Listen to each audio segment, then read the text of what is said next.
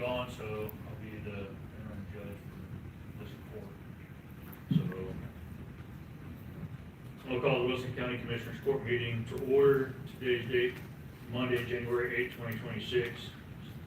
And the minutes reflect that we do have a full quorum. Judge Whitman is absent out of state. Brings me up to agenda item number 2. We can get deferred by Mr. Elder Brown. Then follow on with the pledge.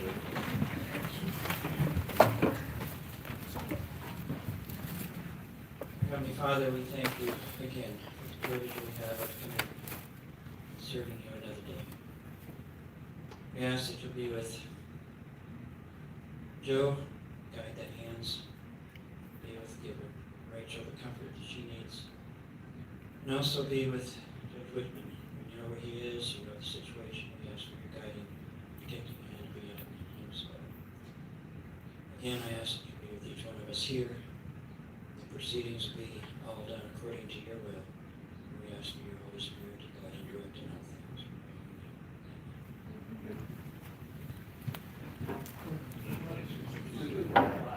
United States of America, and to the republic for which it stands, one nation under God, indivisible, with liberty and justice for all. On the Texas flag, I pledge allegiance to thee, Texas, one state under God, one indivisible.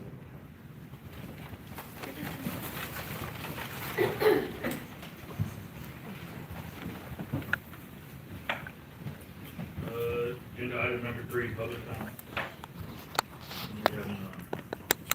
Agenda item number 4, certificates completion, awards, and bond. The record show that Commissioner Russell King successfully completed 19 hours of educational training during the 68th annual BG Young School for County Commissioners Courts.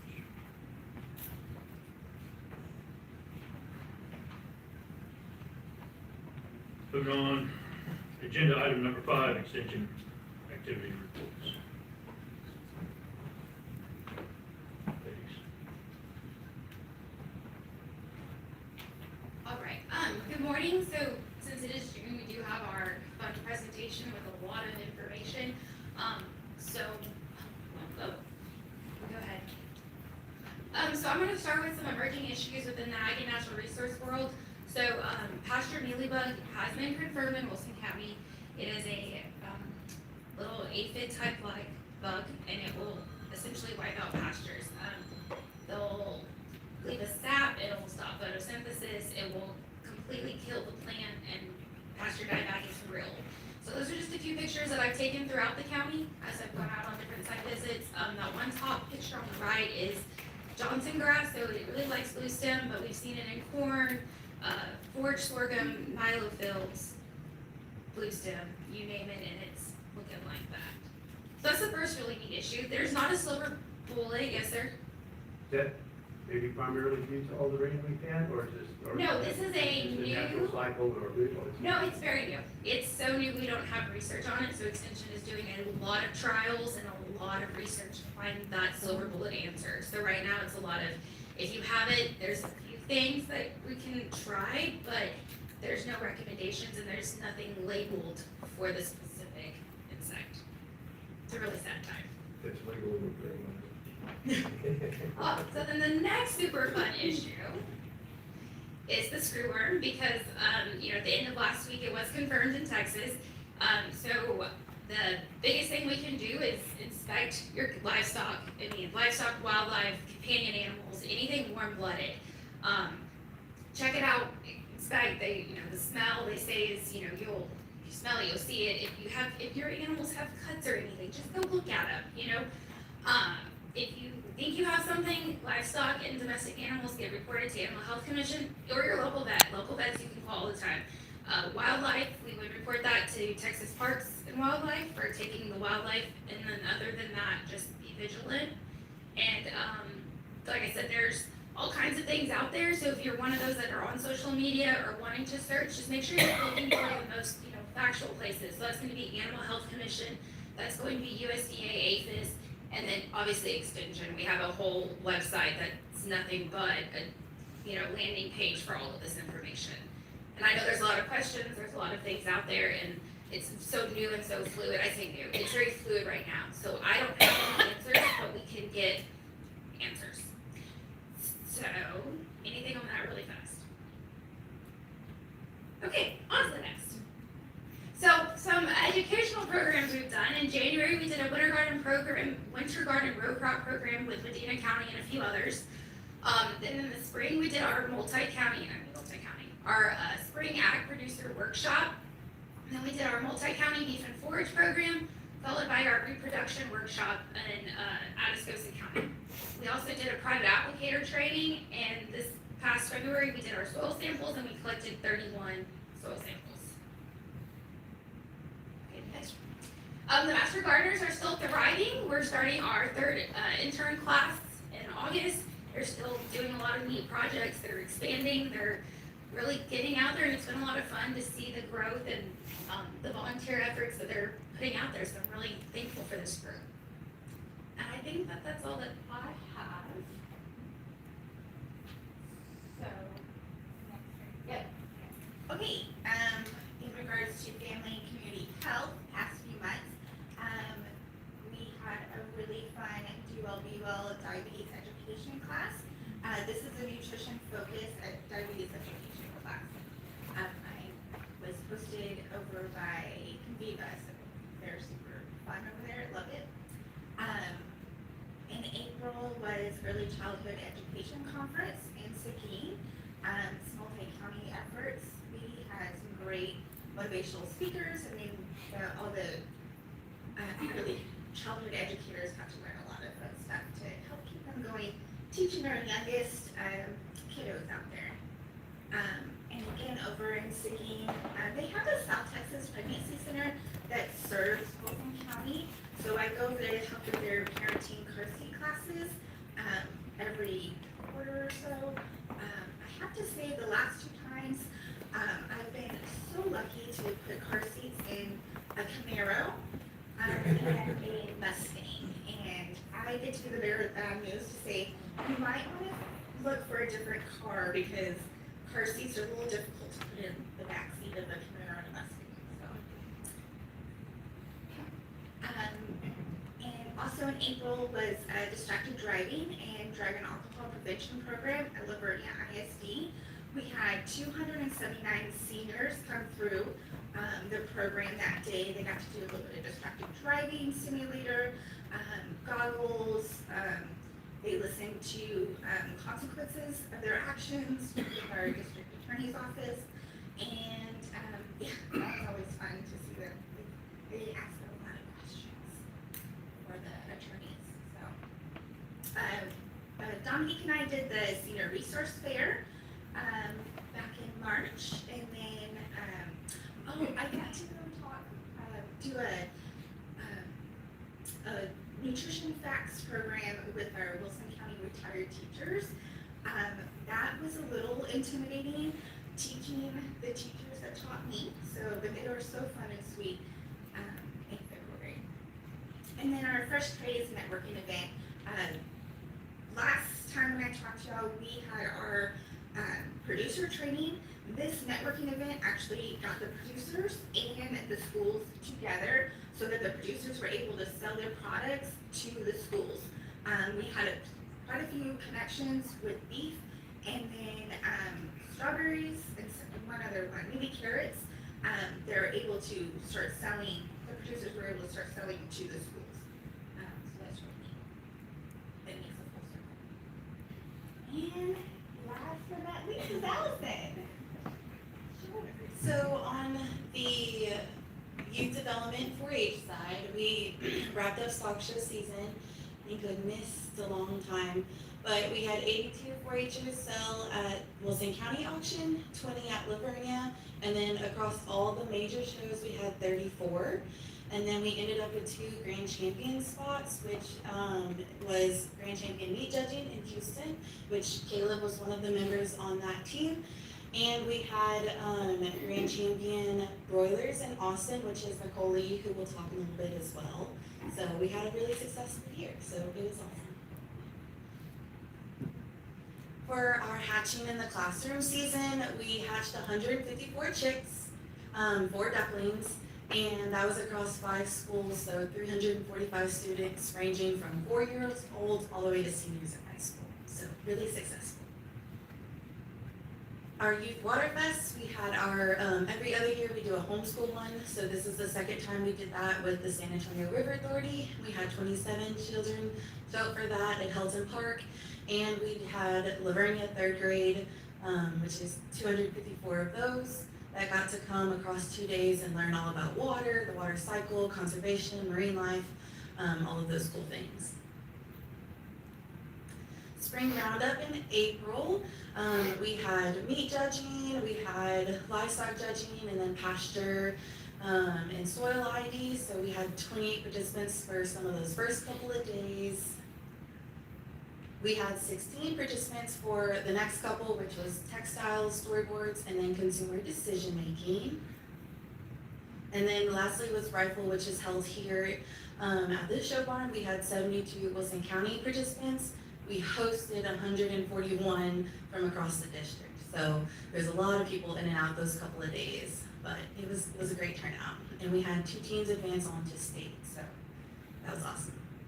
So last week, Nicole and I both were in College Station for the week for a state roundup, where we had 2 rifle teams compete. We had an entomology team, 2 educational presentations, a livestock judging team. We had a state council officer who retired her jacket, so she finished out her year of service, and we had 5 scholarships that were received, so that totaled $70,000. So I have a couple of kiddos that are gonna come talk.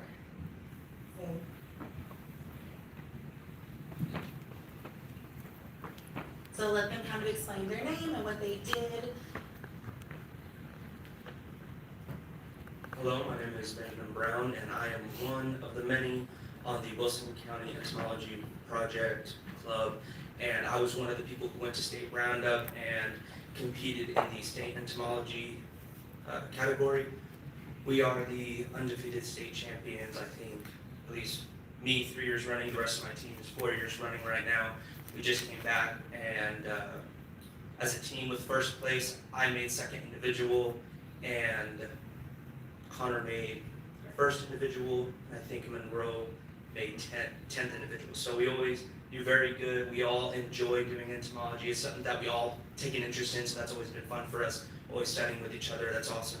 That's really been awesome for us. I also accepted a 4-H Foundation scholarship, which was $5,000. I went,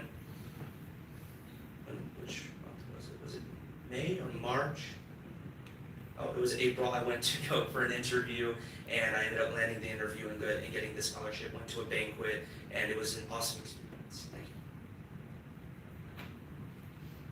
Thank you. Real short. Hi, my name is Emma Aldridge. I went to the state roundup for educational presentation in the STEM category. I placed 10th out of the entire category. It was very interesting to see all different types of presentations. It ranged from AI centers in space to learning about a V8 motor, which is very interesting. And it was just amazing to see all the different types of STEM people do throughout their counties.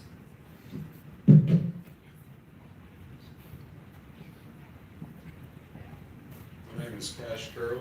I've been shooting in rifle for about 7 years now, and 3 of those years I've gone to state and gone on shooting from January to around the middle of May each year to prepare for state. And we've taken 2 teams to state this year. Most of the time it's year 1. If we have enough people, we make it 2. So it's been a pretty good year. Just getting it done. That's all I got. I'm Mila Avitia, and 2 teams went to state this year, and mostly consisting of freshmen. And we placed 9th and 12th out of 20-something teams. And since we're mostly freshmen, I hope that we get to go to state more. And it's really fun, and we get to learn a lot of things. Good morning, My name is Caleb Krennick, a freshman at Lavernia High School. I've been in many different 4-H projects at a young age. One of those projects is the Wilson County 4-H Rifle Club, where I recently had the honor of competing at the state 4-H shooting competition. To prepare, we dedicated ourselves to practice 2 days a week, where we learned many skills like gun safety, discipline, and responsibility. I've learned so much throughout this club, I've had so much fun, and I would never trade this experience for anything else. Thank you. Good morning, my name is Nicole Lee. I was a Texas 4-H council member this past year. I was selected to serve in June of last year at my district, and this year we've done things like State Fair Ag Awareness Week. We've put on a junior leadership lab for the entire state for ages 8 through 14, and then we've been planning for Texas 4-H Roundup since January. I was on the staging committee, meaning I was in charge of all of the animations on stage and making sure it looked presentable during the day, and then making sure it was fun and interactive at night during our assemblies. And this year we had actually record-breaking years over the past couple of years where we actually had over 1,000 people at each assembly every night. We also hosted 2 concerts, one on Tuesday, which was Garrett Telemontes, and then one on Thursday, which was Aaron Watson. And we had a really good turnout this year, and I'm really grateful that I was able to have this opportunity. Thank you. So we've been very busy, as you can see through the spring with all of our 4-H activities. So lastly, we wanted to introduce our 2 summer interns. So we have Faith and Zach. I'll let you let them tell you their names. They're going to be with us until right before August 1st. Hi, I'm Zach. I'm Faith, and we're both incoming juniors at Texas State University in San Marcos, and both in the Department of Agriculture. So they get to come learn all the things we do, help us out. Thank you all for your time. Thank you. About a round of applause, please.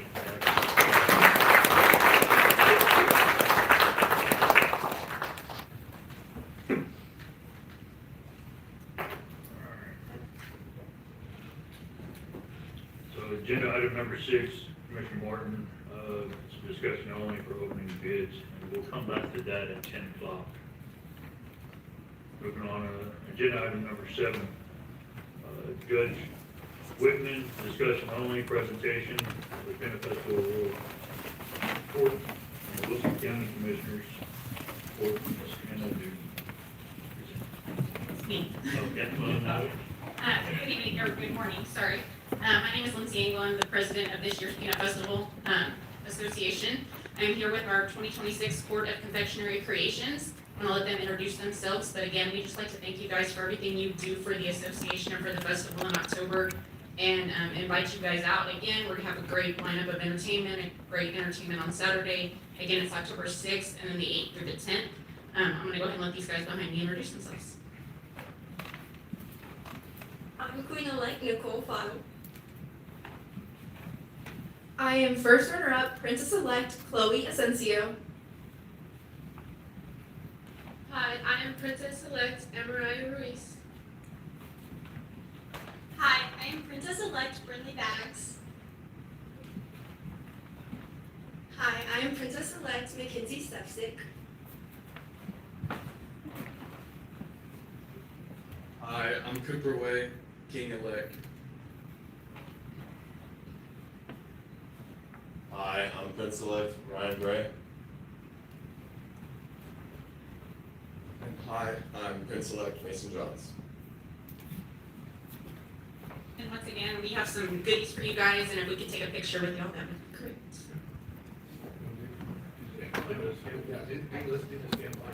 Thank y'all for your time.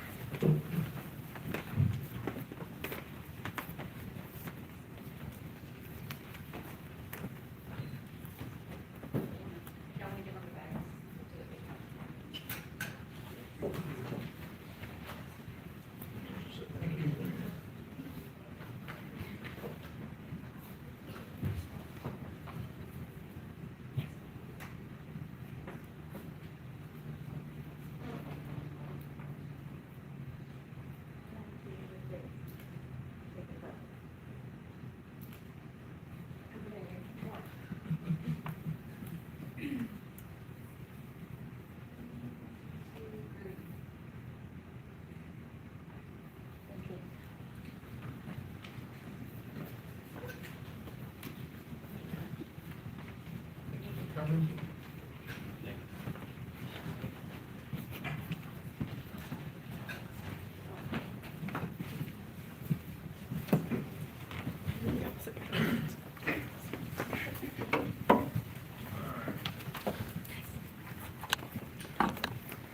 Vote on agenda item number 8.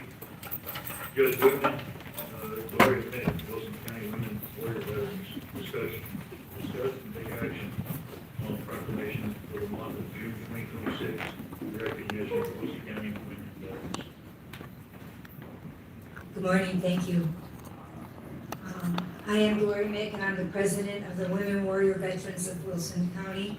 And I'm here today to read the proclamation, Women Veterans Day Proclamation.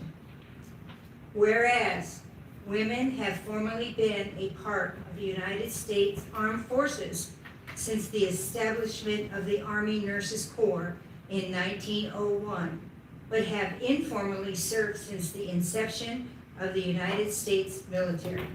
And whereas women have served honorably and with valor, including distinguished as male soldiers during the American Revolution and the Civil War, as nurses during World War I and World War II, and as combat helicopter pilots in Afghanistan.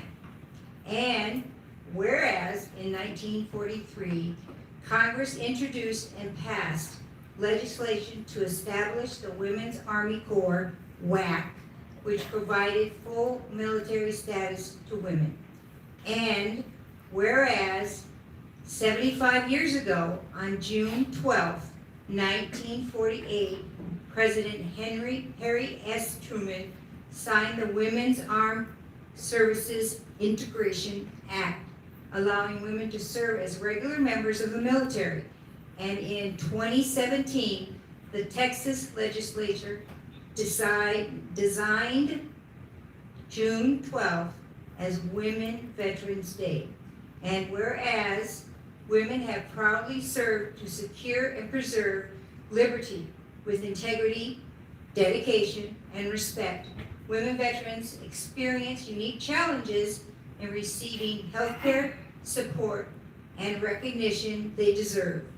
And whereas women are currently and always will be an important part of the veteran community, Wilson County is proud of and appreciates the service and sacrifices of women in uniform. And now, therefore, be it resolved by the Wilson County Judge and Commissioners Court that Wilson County designates June 12th as Women Veterans Recognition Day to recognize the service and sacrifices of women veterans of Wilson County who have served, both those still in service, living, and those who died in service in this country. Signed the 8th day of June, 2016. Thank you. Can I get a motion on the proclamation? I'll make a motion to approve the proclamation for the month of June 2026, designated June 8th as Women Veterans Day. Second. Which is June 12th, yeah. Second. Commissioner Martin made a motion, Redola seconded. Any discussion? All in favor, say aye. Aye. All opposed, same sign. Ayes have it. Moving on, agenda item number 9. Judge Whitman, Olga Herrero, Elections Administrator, discuss and take action on approving the Help America Vote Act. Have a resolution. Good morning, Commissioners. Good morning. And I am here to request the approval of the resolutions for the HAVA grant, which we've already approved. This should have been done prior, but anyway. So, whereas the Wilson County Commissioners agrees that the expenditures of the funds will be in accordance with the applicable federal and state law, and any agreement between Wilson County and the state of Texas Office of Secretary of State as authorized under Section 101 of the Help America Vote Act of 2002, in the constitutional agreement with the county election officials as defined in Section 12.001 and 31.091 of the Texas election. Whereas Wilson County Commissioner Court agrees to find a single point of contact as to act on behalf of the county in communicating with the Office of Secretary of State, including the submission of reimbursements requests and any other required reports. Whereas Wilson County Commissioners Court agrees claims against the fund shall be audited and approved in the same manner as other claims against the county before they are paid. Whereas Wilson County Commissioners Court agrees they will not consider the availability of the funds in adopting the county budget. Whereas Wilson County Commissioners Court agrees that in the event of loss, misuse, or non-compliance pursuant to any grant award agreement with the Secretary of State, Wilson County Commissioners Court assures that the funds will be returned to the office of the Secretary of State in full, as and approved by the Commissioners Court of Wilson County, Forestville, Texas, on this date of June 2026. I get a motion on approving the Health America Vote Act. I got one question before we make the motion. Are you going to be that single point of contact, or is it going to be our group? Because I think we need to designate that person in the motion, since it doesn't do with the resolution. It can be the auditor, I mean. Has Kayla been helping you with this? Kayla was helping with the verbiage and how to go about doing the resolution, because like I said, it should have been done first, but we had got approved with all the hotline, everything else. This needs to be turned in before we even get any, can do any purchases or anything. I think that Kayla was understanding that you were handling the auto grant. And that was just my understanding. Hey, I mean, I can do it, that's not a problem. Okay, we'll go with Then I'll make a motion to approve the Help America Vote Act resolution naming Olga Rivera, our elections coordinator, as a single point of contact. Second. Motion by Commissioner Martin, second up by Commissioner Hayden. Any other discussion? All in favor, say aye. Aye. All opposed, same sign. That's it. Thank you. Thank you very much.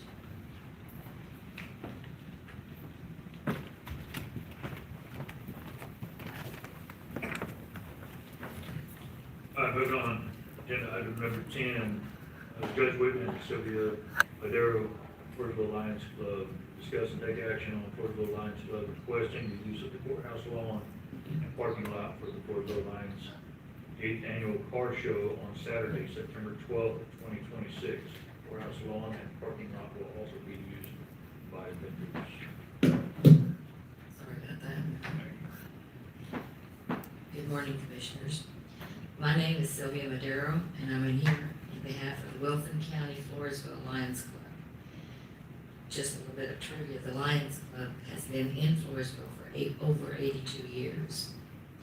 A few months ago, on behalf of the Floresville Lions Club, I requested permission to use the courthouse grounds and parking lot for our 8th annual Floresville Lions Club show on Saturday, June 13th. However, because of commitments regarding our December pancake breakfast fundraiser and our Palm Sunday barbecue dinner fundraiser in April, there was not sufficient time for us to plan for a successful car show in June. Consequently, it was necessary for the club to postpone the car show to Saturday, September 12th, to allow sufficient time to make our annual car show a success, of course, to your approval. I would reiterate to the council that all monies that are raised go back into the community. And wherever there is a need, there is a line. That is our quote, our motto, we serve. Thank you, John.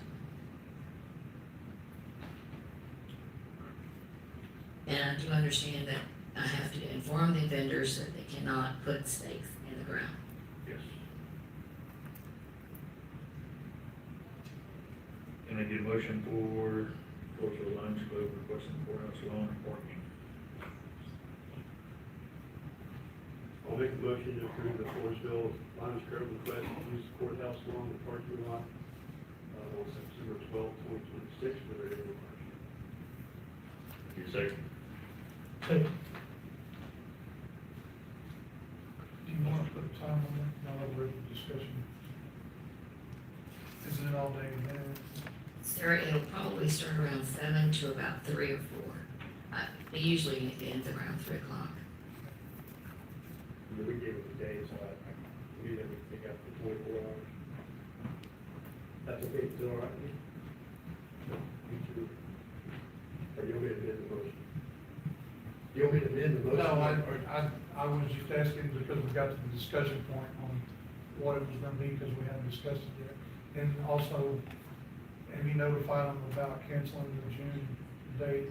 Because we approved that back in Yes, sir. January or February. Did I appear before the city council? No. We've already got you scheduled for this event for Yes. June. Yes, sir. And now we need to take you off the schedule where it's available. Well, I mean, we're out of time now, so anyways, we can't get anybody else on the June. Let it not be mine. Any more discussion? Got a motion by Commissioner Martin, second by Commissioner Friedel. All in favor, say aye. Aye. All opposed, same sign. Ayes have it. Thank you, gentlemen, for your consideration and attention. All right, agenda item number 11. Judge Whitman, Jalem, Chief Auditor, and Human Resources Specialist, discuss and take action on the 2026 TAC healthcare benefits, or health benefits full annual Wilson County renewal. Okay, so we met with TAC in March to go over our mid-year plan review. I wish I had better news coming at you guys today, but I don't. We were notified that we were running at 134% loss ratio, which means we are paying less in premiums than what they are paying in claims.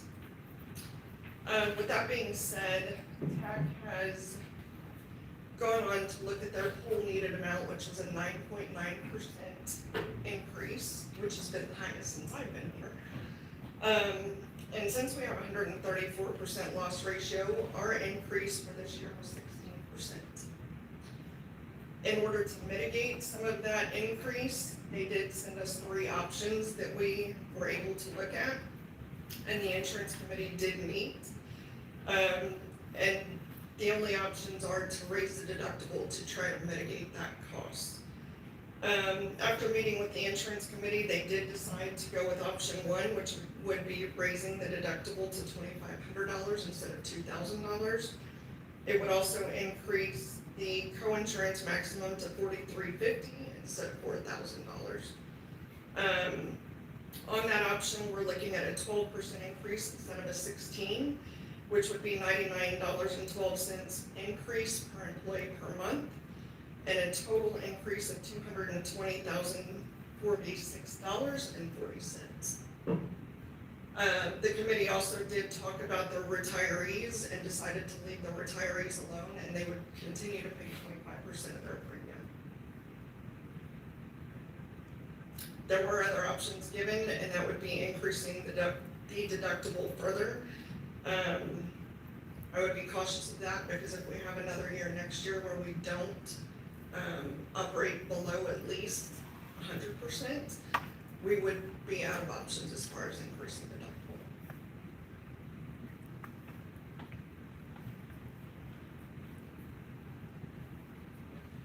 Questions over this? There was a lot of discussion during that meeting we had as well. The insurance. And going out for bids right now would not even be an option with 134% loss ratio.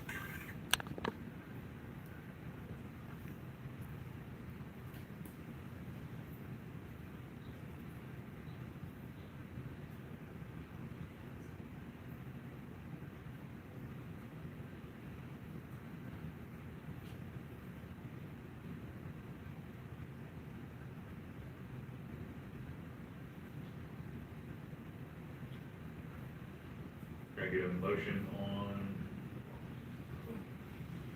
2026 tax health benefits for Wilson County? Make a motion that we accept the proposal as presented by Mrs. Barford in reference to the tax risk management pool. Can I get a second? Second. Motion made by Commissioner Aiken, second by Commissioner Figueroa. Any other discussion? All in favor, say aye. Aye. So, Jack has the wellness plan, we gonna get on this and make it more incentivized for the people that participate? So when they came for the mid-year plan review, they were able to tell us more or less what our high claimants look like. Some of those, we don't really have options on, but they did give us wellness options that we can go with for the year. As such as, expand, that's what I'm trying to understand, what are we gonna ask people to do, or encourage them to do, or something to help reduce our loss rate? So they do have, what they call lunch and learns, where they come and do presentations here. Those can be done once monthly. There are also plans that we currently have in place in our health insurance books, that aren't necessarily being taken advantage of at this time. They're options that can probably be pushed more in the future.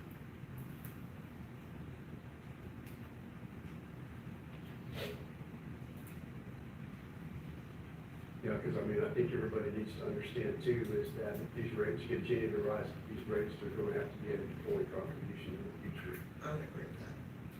Because it's not just us, it's everyone.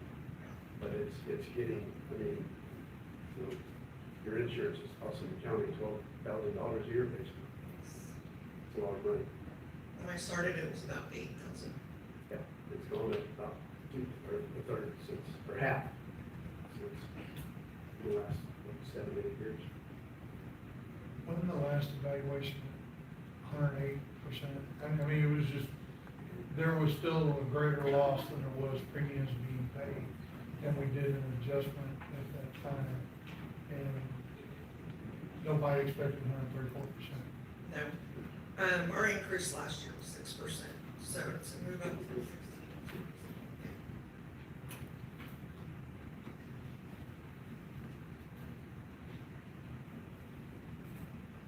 Any more discussion? All right, going back to the vote. All in favor, say aye. Aye. All opposed, same sign. Ayes have it, motion passes. All right, agenda item number 12, Judge Whitman, and Chief Auditor, Human Resource Specialist, discuss take action on the 2026 tax risk management pool annual Wilson County property renewal.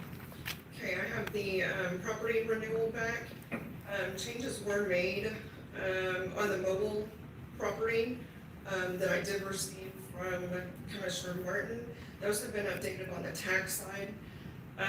It does not change the premium, so the premium will stay at $168,636. As far as the buildings, the only thing that would have changed the premium for the buildings is if we had a change in any of our historical buildings.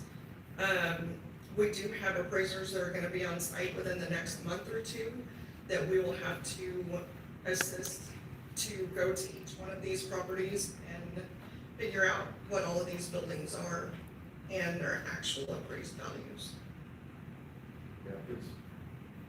Yeah, I think some of these buildings will just, I'm not even sure if they ever, either that or we don't know exactly what they're proposing. They may not. But I mean, you know, to me, they have 2 maintenance buildings back here, they're joined together, that to me, that's one building, so, you know, hopefully they can make all of those kind of corrections. I think that's when that would be sorted out. Okay. So hopefully the deductions in square footage and the additions in square footage, I guess so, is our premium gonna change once they do that, or do we know? Only on historical buildings. She said the only time the premium would change is if it was a major change to a historical building. But we can make changes throughout the year. We'll end up adding the arena at some point throughout the year. So that'll be in there.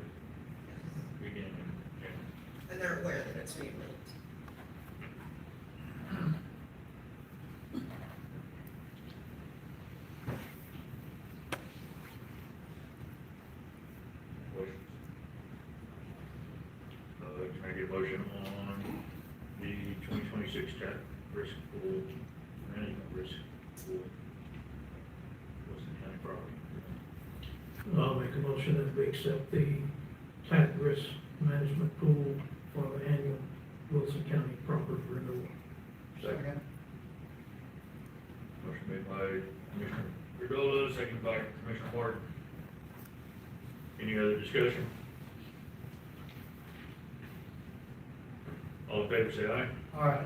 All opposed, same sign. Ayes have it, motion passes.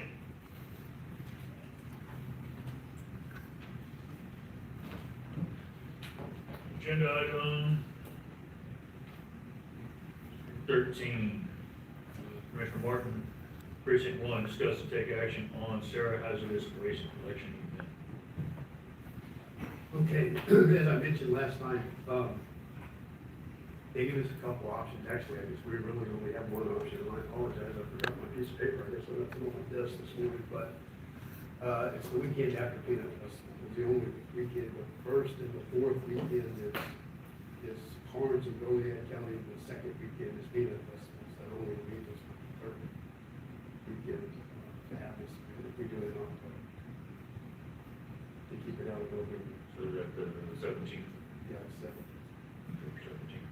There's no events in Rack Farm that day. Okay, thank It's you. not in Rock, so there is. There is or is not? There is an event in Rack Farm. What is it? The YCB Prospects Deer Show. Replace that. Trailer. It's a Saturday and Sunday. We show up Friday evening, Saturday and Sunday show. All day. We had parking trailers over there on the side of the. Yeah, where's that? Unload. We need a whole park. That whole parking lot is full of trailers. There's all that area. Yes, we need.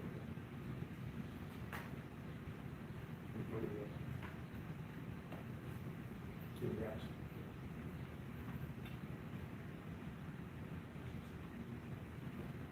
We're gonna have to work something out. 20 trailers and this, I mean, hopefully they even, take the whole park. Pull something around.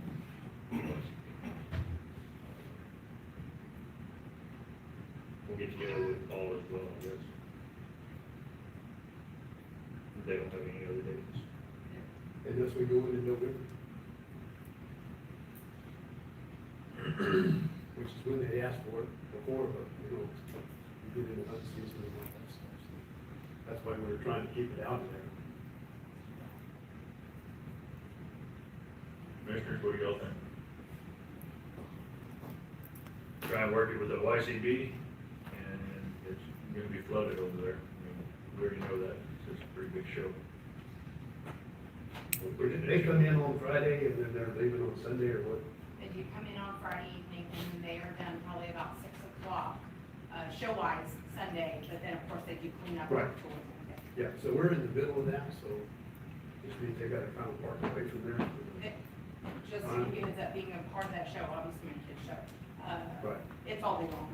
I don't know how two events could be able to do it together. There will be washing cattle in the back and everything else, right there where we're parking, and there's will be. We did it one time. I don't know when we did that. That was a llama show or something, they didn't really have anything. Yeah, those numbers are not comparable. We normally have up in that day, definitely over 100 days. We need to look at November, we don't need to interfere with the show. In mine. Definitely, this is something that's been going every year, so I'm the same. And it is hunting season, I got it. We will do the first weekend. November 7th. That's, think we better still.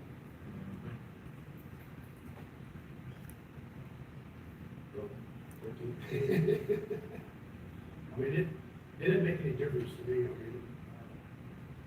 I mean, all Sarah wants to do is, so they can get all their contractors like that. It could be later in the year. We'll wait till December.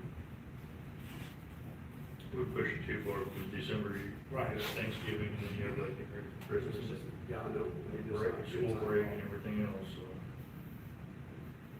This happened last year, we were right there. Thanksgiving. Well, and this is right before Thanksgiving as well, so, you know, two weeks Well, before. and I would, my personal preference would be, let's set the two dates every year and say it's the second or third weekend or whatever weekend of the month it is, for 2 months that we want till those. Well, actually, let me back up a little. So one of the things that, we said last time when we were discussing this is that we're gonna get an ILA with the San Antonio River Board. And so I'm gonna, this one here, the River Authority has volunteered to do the first draft of that. They sent us a list, and I think I put that in your packet, what all, they're gonna be responsible for, and what all we're gonna be responsible for. And then all we need to do is put in that ILA, the things that we would normally approve in court, like who's gonna be there, everybody gets paid, whatever the circumstances are, who's responsible for us. You know, commissioners on a rotating basis are responsible for setting up, whatever. Whoever's gonna be responsible for setting up rules for emergency traffic. How many people do they need from the sheriff's department to the direct traffic or receive pharmaceuticals? You know, those kind of things. We've always agreed to pay those employees overtime or give them comp time, whatever it is that we do, and put all those approvals and pre-approvals and the highlights of those things are covered every year. We don't have to prove it each time for each. So we'll be working on that. So we could set a date for this one whenever we want to. That way we have this reserved and they can put it on their calendar so they don't rent it out to somebody else. Those dates would always be the same. That would be my recommendation. But we need, I need to give them a date for this one. November the 7th. Well, it's Veterans Day weekend.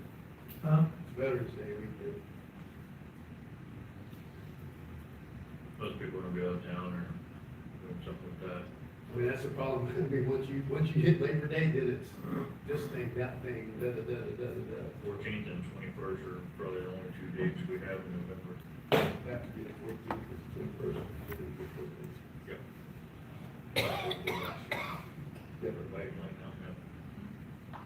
I mean, I don't like it any more than y'all do, but I think that's the way to fix it, is when we do this ILA, to establish our week of the month and then we'll do these things. Because the River Authority doesn't care, they just need to know what today is to set up their people.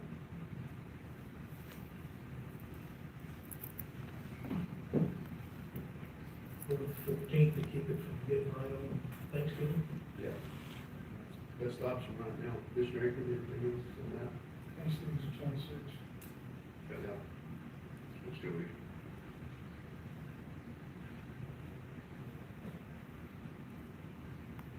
Just want to do anything on that date.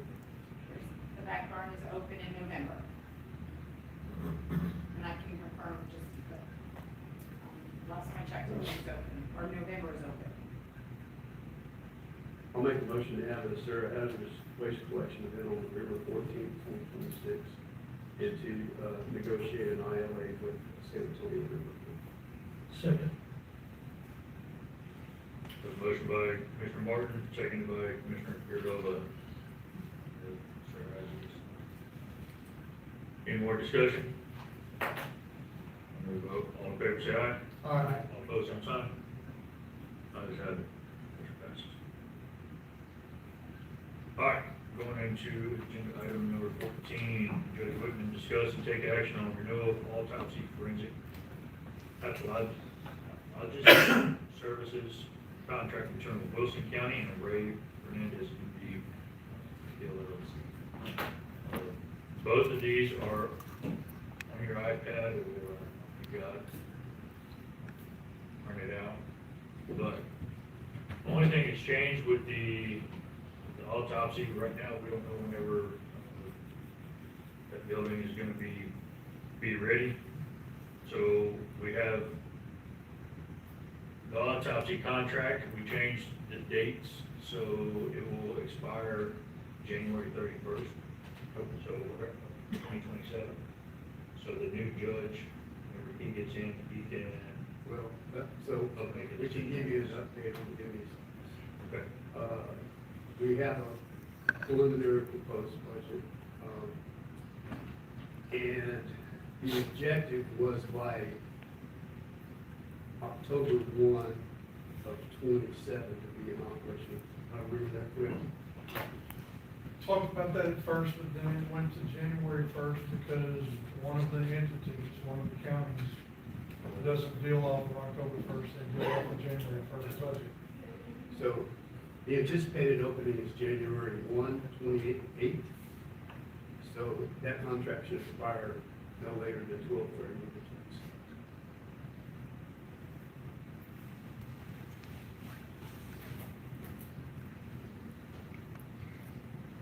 We'll leave it January, be good, just decide on that. Negotiate this number. We need it until the office is open, so I mean, it doesn't, we don't see that as. We gotta have that service. Yeah. So, I mean, when do we do, when is the start date of this new contract? June 30th. So we're gonna start this month. Just to give the. I would change it to 12/31.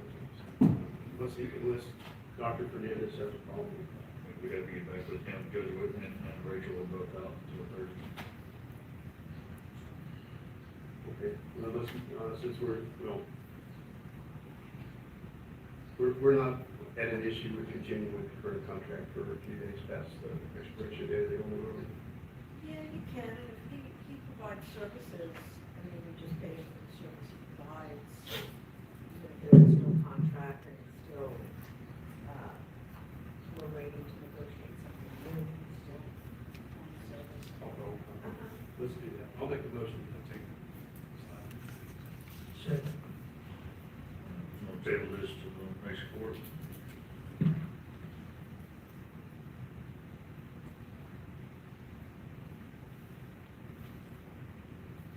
Motion to table, agenda item 14, by Commissioner Martin, and second by Commissioner Figueroa. All in favor, say aye. Aye. All opposed, same sign. Tabled.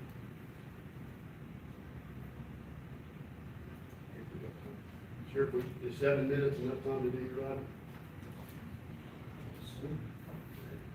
All right, I need a motion to take from the table, agenda item number 15. No, he's gonna do it. It's on, We tabled it last night. It's back on the agenda. Do we need to remove it from the table? Is that? Pull it from the table. Okay, I'll make a motion to remove the item from the table. Second. Motion by Commissioner Martin, second by Commissioner Aiken, take it from the table. So agenda item number 15, Commissioner Martin discussed take action on approving a resolution supporting the payment of overtime exempt salaried employees of the Wilson County Sheriff's Office. Morning. Go ahead, Chair. I come to you with this resolution, you want me to go ahead and read it? Yes, please. Wilson County Resolution supporting payment of overtime for exempt salaried employees of the Wilson County Sheriff's Office. Whereas the Wilson County Sheriff has responsibility for public safety in Wilson County. Whereas there exists an increase in illegal activity in Wilson County. And whereas said Wilson County Sheriff is in need of additional resources to combat illegal activity in Wilson County. And whereas there exists grants to assist the Wilson County Sheriff to combat said illegal activity.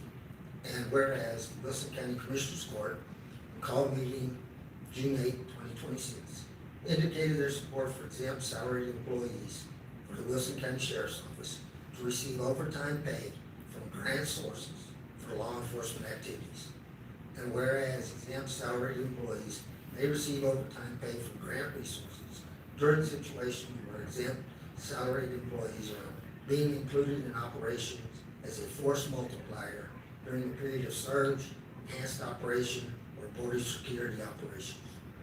Therefore, be it resolved, following input from Wilson County Sheriff's Office, respectfully request that exempt employees of Wilson County Sheriff's Office be eligible to receive overtime pay. This action was taken to support the Wilson County Sheriff in his efforts to combat illegal activity in Wilson County. resolution will remain in effect until modified by Commissioners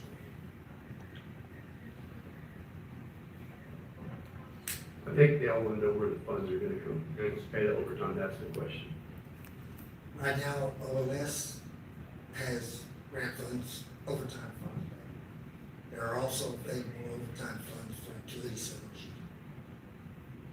287 287G.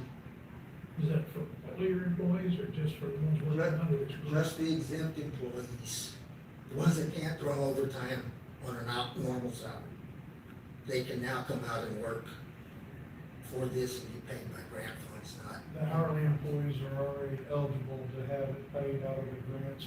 It's just our 3 or 4, chief I think there's 5 officers. are, okay. How many? 5. Five? 5 positions.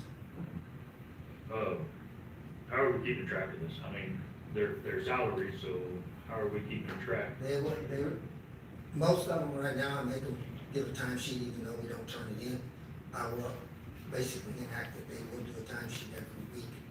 And that way, we know when their 40 hours is up and anything excess of that would be overtime. And that 40 hours is on the county or OLS? 40 hours would be on county. And then their OLS, their overtime is gonna come out of this OLS and 287. Grant funds, yes, And that's only if they work for the grant, correct? correct.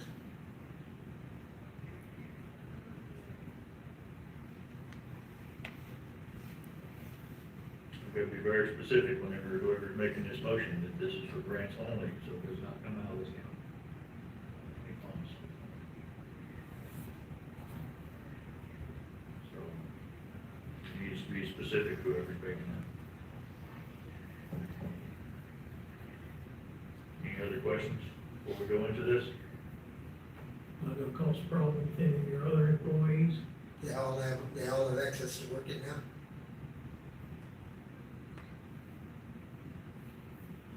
Just the salary or even the hourly? Every employee I have that is eligible is eligible for the grant overtime already.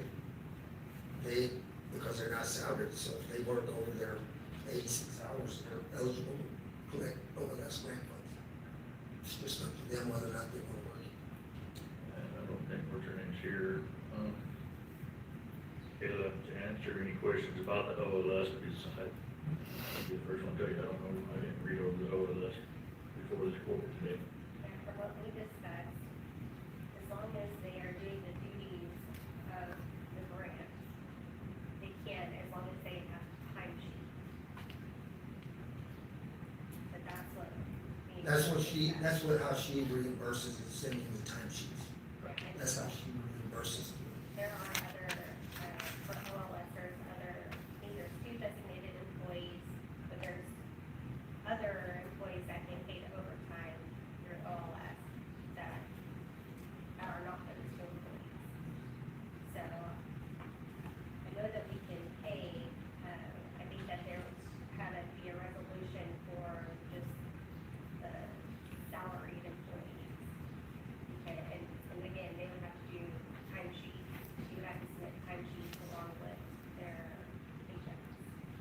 And this starts from today forward, not the past. Go backwards. And there's, I mean, right now, OLS overtime, how much overtime has she taken so far, do you know? I understand there's around $20,000 still in that overtime budget. Okay, so I know that there has to be, because right now, all the overtime is getting taken out of, from those other individuals that are those that are in your department.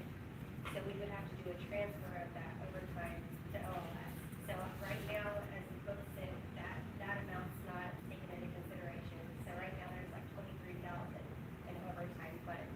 I wanna say she said there was like 8,000. I think so. I think when she looked at it the other day, it was somewhere between 8 and 9,000. And so we would have to reduce that 23,000 by that 9, so that would be what we would have left for this grant. And the grant ends August 31st. That's good. That's worth a lot of overtime. But that is count 287, No. correct? That is, That is basically, if you do what they pay you for, period, yes. there is no If limitation. I work overtime for 287G, I bill them and they pay direct.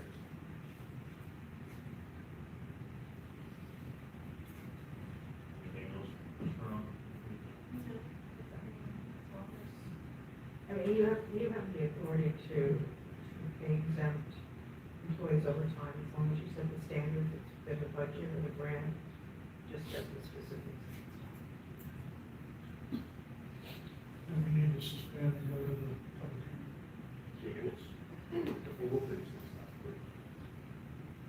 all right, so we'll come back to the sheriff. So we'll suspend the court and come to our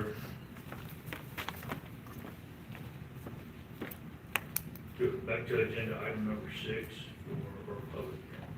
It's not public. President, you were, for opening bids. Open the bids.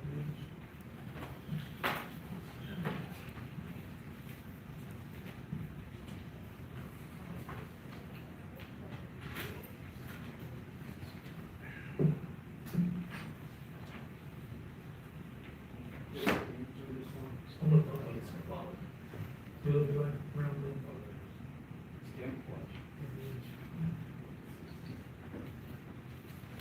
We have 3 bids, R.L. Jones, LP, D&D Contractors, and C.K. Newberry LLC.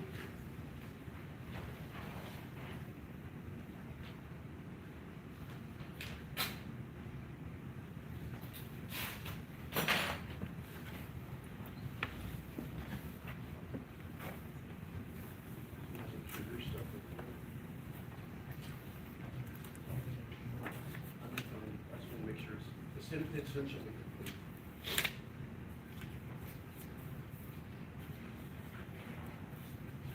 Yeah.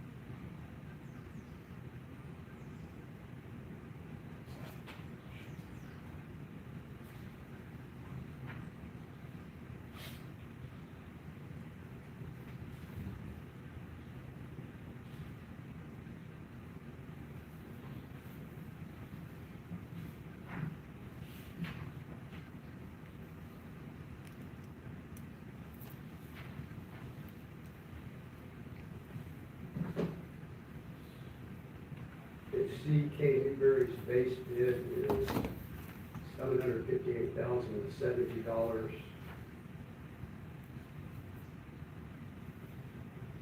And alternate bid is $564,593.75. TKD.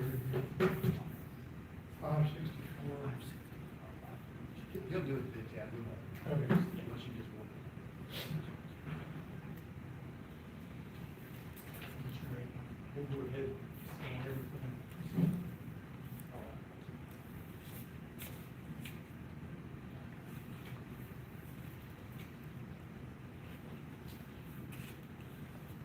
I'm not confused.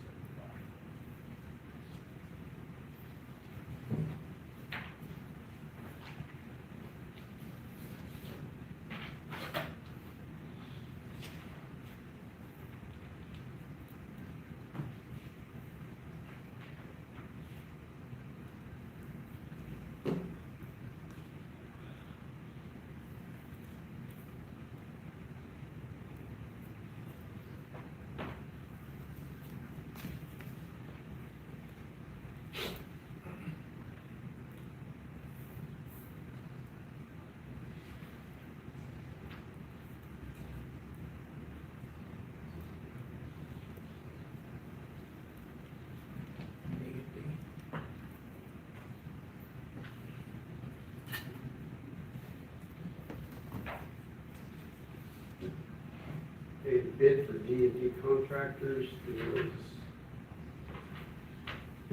base bid is $848,316.99. Total alternates is $564,062.90.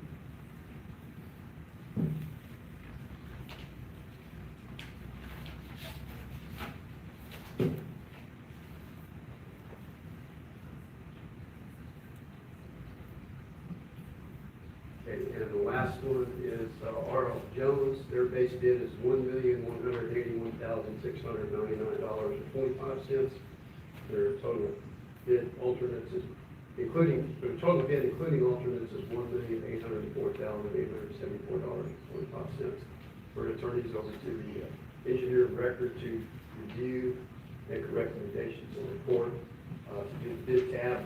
And when the bid tab's complete, it will be sent out to all bidders. Anything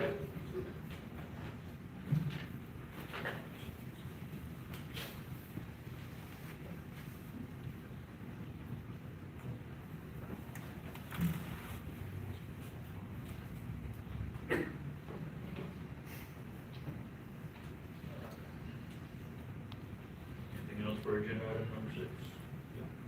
Good. Fred, just, when do you think you'll have that out? Bid tab? Okay. Thanks, sir. All right. Motion to resume. Motion to resume normal. Have a second? Second. All right, back in normal business, back to agenda item number 15, Sheriff. What positions are we looking at for this overtime? Lieutenant, I mean,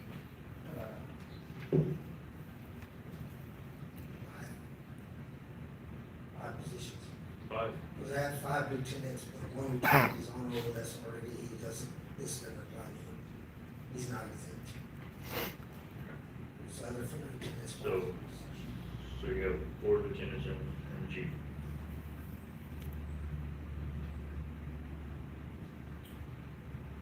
What kind of safeguards on, if you end up having multiple exempt employees working, would we ever run out of those funds? You know, where Wilson County has 20,000 available and Lieutenant Collin keeps a monthly running total of that OMS budget, and he knows exactly how much money's there to make sure he doesn't overexpend or underexpend. He watches it like a hawk. He knows what is scheduled to work and what money's he has. we just don't want you coming back and going, we're in $10,000 over the grant, can we have it out of? Yeah. But remember, the 287G money will cover anything that over that point. Right? That's It could, depending on what they're doing, yes. That, the two overlap as far as duties and what you're working, what you're looking for, so they can both get billed for that.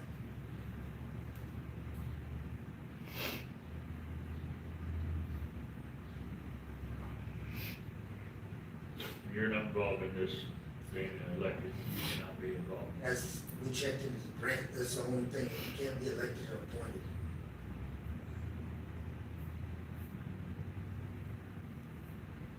Any other questions? What else we got?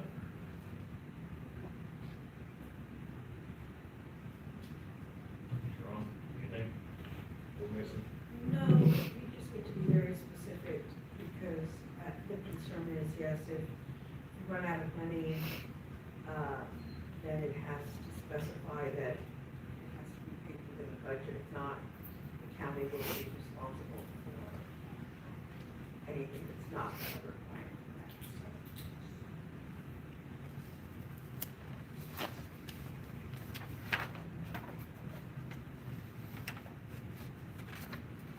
So we heard that, well, we want to protect against, we now taking, the things we don't, then we have to have a budget to pay for it. You would, or part of the requirement is that there won't be any overtime paid if it is not covered by the grant. So then the county, those people would not get overtime paid. The county is not going to suffer that. And that needs to be specific, because Well, if you word it like that, basically, if they work it, funds aren't there, they just work it for nothing. And that's fine, that's what they do now. If they work over 40 hours, they're working without pay, and they realize that. I think that's a legitimate way to work it. that is the best way to make it. I mean, if they're working it and they're taking overtime from the grant money's all used up, they've got to understand it. I mean, but the county should not be paying it if the grant is taken care of. The rule says that it has to be grant sourced.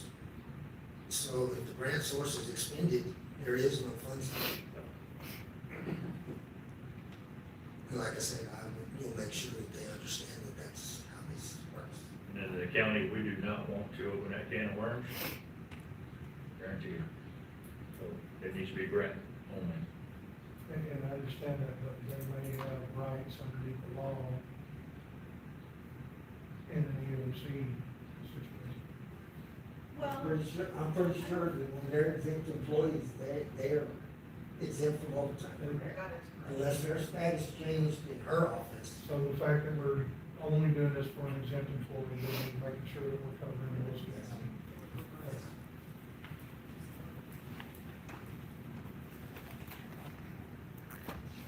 Yes.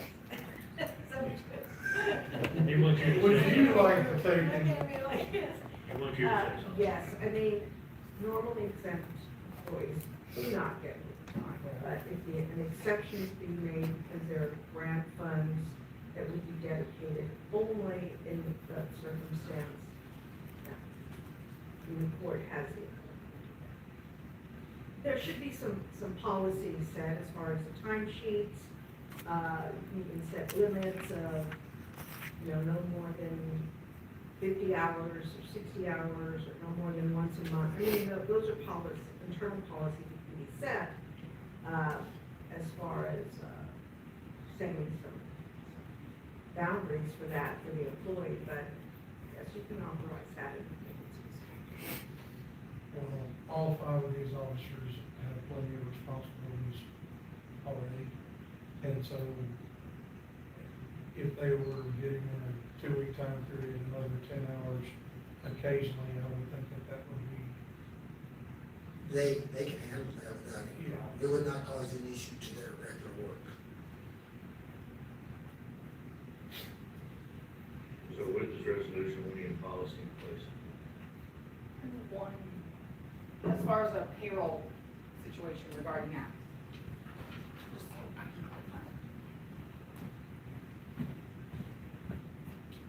For payroll purposes, you are saying every dollar obviously is gonna get paid out of this grant. So keep in mind, so if they're gonna revert back to kind of salary, so they're 80 hours, and then they get overtime. A portion comes out of tax holding, FICA, Medicare, TCRS. So is that all by grant funds then as well? And not county portion, right? So when Keelan does the budget for that OLS, she ties in all of the fringe benefits. Okay, I just wanna make sure, because when we split that into a different line item, that's gonna show, I just wanna make sure that's all need to be added together for accounting purposes, to make sure that's where every dollar's coming out. And I don't know that our system allows, I mean, can you tie these individuals when they submit a timesheet? Can you put a portion, can you use like a? Can you use salary, I don't think. Yeah. It's not gonna separate it. I think they'll have to revert back to that well, not salary, full-time line item. And then from there, code that overtime, which is tied to the OLS or whatever line item to pull from that. And it will separate it out, those hours. But they will, my understanding, and I could be wrong, and just check with our software, is they will no longer be tied to that salary position where it's not 80 hours anymore, it's their full amount of that 2 weeks. So the position might have to be coded differently in the software. That's what I'm saying, we have to, is there a way to create a position for OLS and for the 287G? So that way, whenever they do hit their overtime hours, we can just code their overtime to those positions.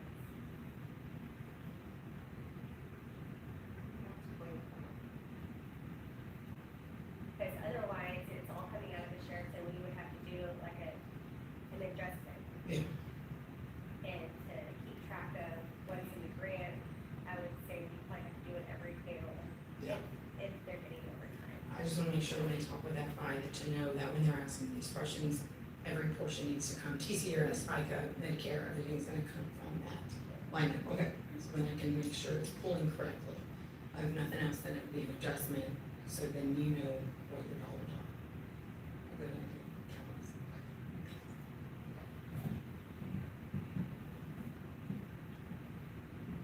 So it sounds like we have more work to do than what we know. Well, hopefully it has a simple solution.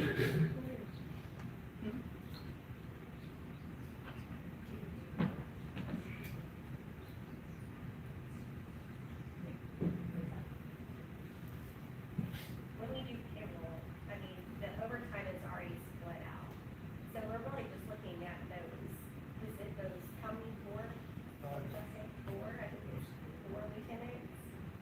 What's your change? There's a chief, so 5, there's really just 5 positions that we would have, so if we're looking at payroll, their check, the only overtime that they receive is going to be tied to those grants. So,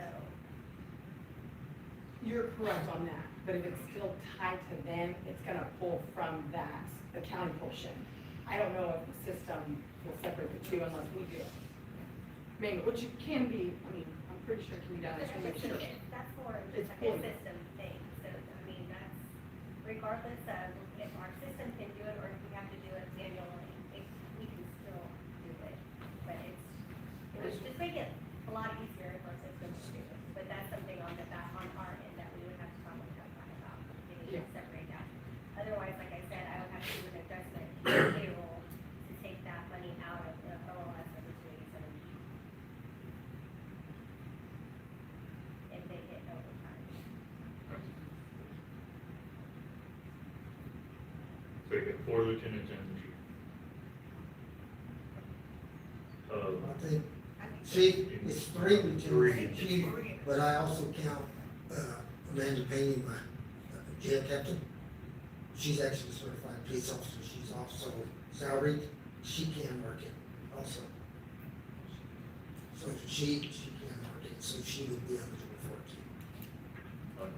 That's what I got. That's your fifth one. I wasn't the last names. So, with the resolution, we need guidance, guidelines on this as well.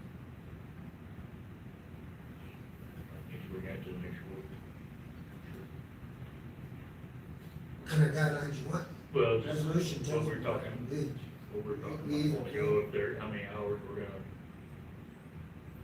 talking about extra 10 hours, you can limit it to 50 hours or whatever it is, so. I do that already in policy now with the others, and limit their overtime. I don't understand where this would make a difference. Is it going to be like anything over 40 hours, like everyone else is considered? No, they'll have to specifically work in 15 years. they would have to specifically work an OLS shift. So I will know ahead of time, or they will say, hey, is there money available? I'm gonna go work an 8-hour shift on OLS. They gotta make sure they put their 40 in that week, so that the 8 hours is in excess. That's the only way they're gonna work it, is through schedule. And my deal is to schedule them around some other officer and put like 2 or 3 instead of just 1 out there, and them being like a supervisor on that. Basically like running a mini OLS operation inside the county with my own employees. And right now, Collins and Marl work a lot of overtime hours. I don't need to stress them anymore to do that. They're already doing it.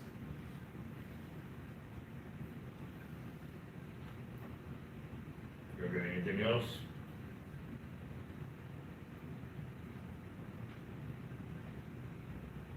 So we gotta be very specific whenever what we're gonna do next.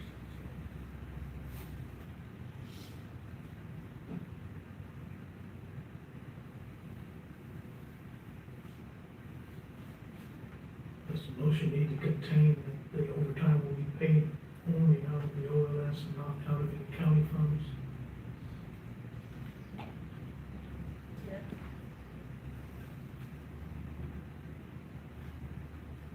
I guess that's the only reason I bring up the policy, just making sure that we're covered for all of it. I know the resolutions are, that's the policy that we're talking about.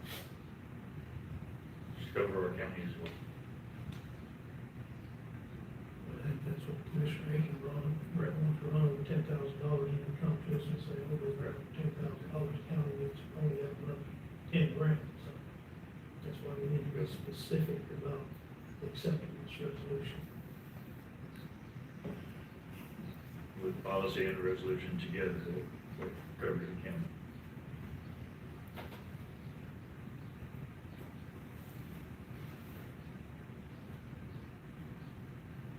I think I got it. You got it? She can correct me. All right. Make sure his mic is tuned. Make sure your mic is loud. Jason, turn it. It has to be bright. He is Closer. right. How about now? Yep. Perfect, thank you.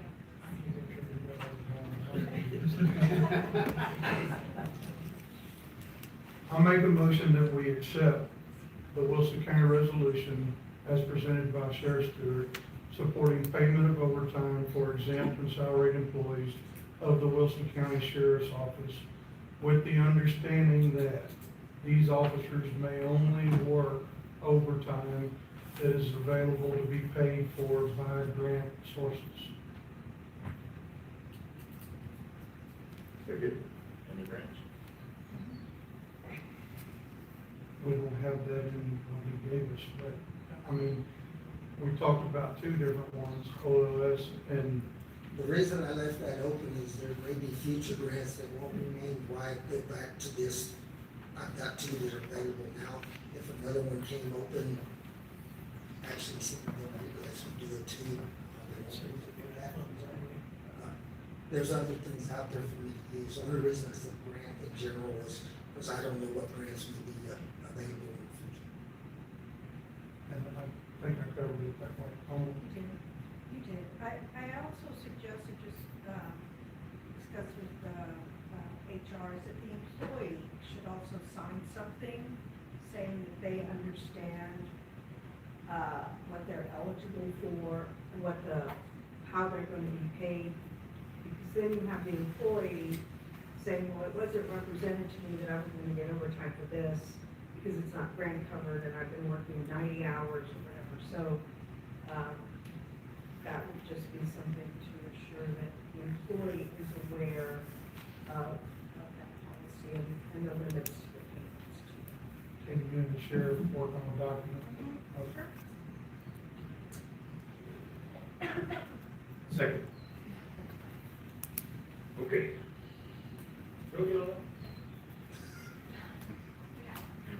All right. There's been a motion by Commissioner Aiken and a second by Commissioner Martin to accept the resolution for exempt salaried employees for full-time sheriff. All right. Any other discussion? The sheriff and Mr. Ron are gonna work on getting something put together for clarification and employees to sign. All right, all in favor, say aye. Aye. All opposed, same sign. Motion passes. All right. All right, moving on, agenda item number 16. Judge Whitman, Kristen Lavis, interim county attorney or auditor. I did it again.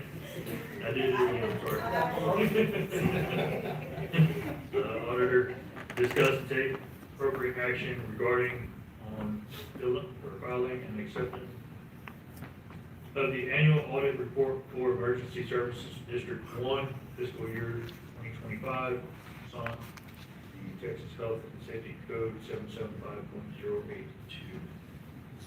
I'm just gonna speak on all of them, because they're pretty much the same thing. A through D, all right. This agenda item is for the acceptance and filing of the fiscal year 2025, the annual audit report submitted by Wilson County Emergency Service Districts 1, 3, and 4 pursuant to Texas Health and Safety Code Section 775.082. Each district has submitted its annual report to the county as required by law. The audits were performed by independent certified public accounting firms, and each received an unmodified opinion. This action is administrative in nature and is solely for acceptance and filing of the report in the official record of the Commissioner's Court. Additionally, ESD number 5 has requested an extension of up to 30 days to submit its annual audit report as allowed under section 775.082D.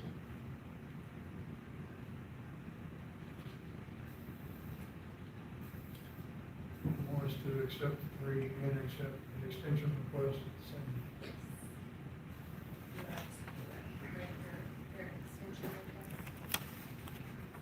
It was, it's not listed here, but we do need to take action on it. Make a motion that we accept from the interim auditor the audits from ESD 1, ESD 3, ESD 4, and then we also accept the request for a 30-day extension from ESD 5. Second. Motion made by Commissioner Aiken, seconded by Commissioner Gerdola. Any other discussion? All in favor, say aye. Aye. All opposed, same sign. Ayes have it. All right, moving on, agenda item number 17. Judge Whitney, Kristen Lavis, interim county auditor. Discuss and take action on appropriate, or appointing Don Bloshik, Wilson County Tax Assessor Collector, as the designated officer to calculate the no new revenue tax rate and voter approval tax rate for the 2026 tax year in accordance with Chapter 26 of the Texas Tax Code. Yes, this is just to designate Don Bloshik Barnett as our officer responsible for calculating the county's no new revenue tax rate and voter approval tax rate for 2026 tax year as required by Chapter 26 Texas Tax Code. State law requires the governing body to designate an individual to perform these calculations annually. Tax assessor collector has historically served in this capacity and works in coordination with the county auditor's office and the appraisal district to ensure the calculations are completed and published in accordance with the statutory requirements. pretty much just start doing the workbook, plugging in all the figures of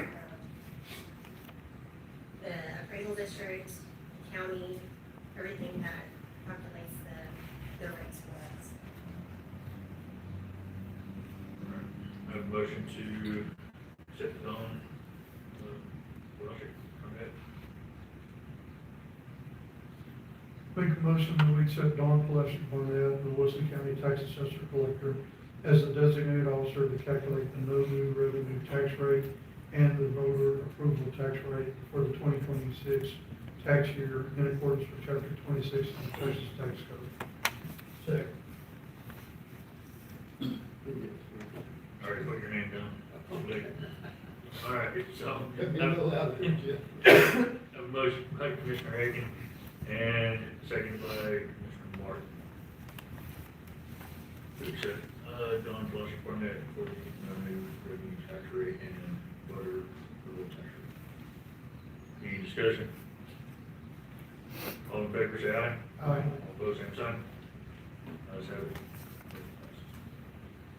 All right, agenda item number 18, Judge Whitman, Dawn Fletcher Barnett, County Tax Assessor Collector here. Discuss and take action to approve the BIS consultant service provider contract that provides automated server backups to and IT maintenance to the Wilson County Appraisal District server that is shared by the Wilson County Tax Office along with website and online service for the tax office.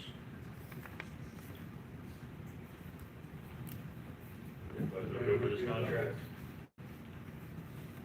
I'll make a motion to table this item. All right, there's a motion on the table. Table. Or the I have second? a question, does IT know anything?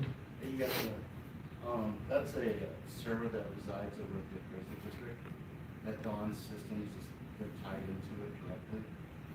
And BIS is just a third party that maintains the backups and the support that we need and the software that resides in it.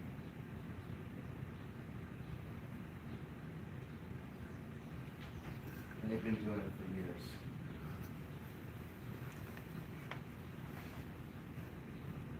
And this is what we do, look at when we're on the appraisal district.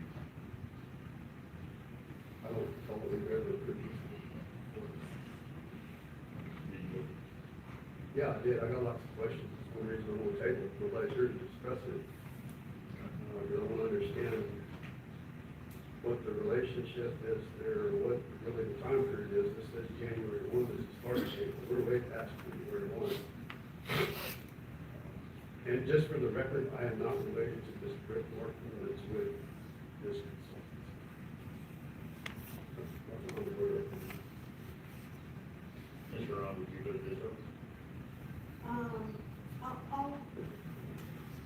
I'll review it next time. I think she may have sent it as a renewal, but I can't recall right offhand. But I can do that for next time if she doesn't show up. You know, I guess the other thing is too, is that, this contract has to be, got to expire at the end of the fiscal year, because there's still guaranteeable financing. Is it even in the budget? I'd like to see what we paid in the 23 members a year for BIS. Even though I don't know what it costs, I haven't seen the contract, I don't have access to that. And this isn't really a contract, is it? It's standard accounting clause in it, but Wilson County Tax Office told me 20, that was a good set. I didn't see that. I didn't see that, I didn't look real hard for that. Yeah, I didn't either, boy. Never went through it. If,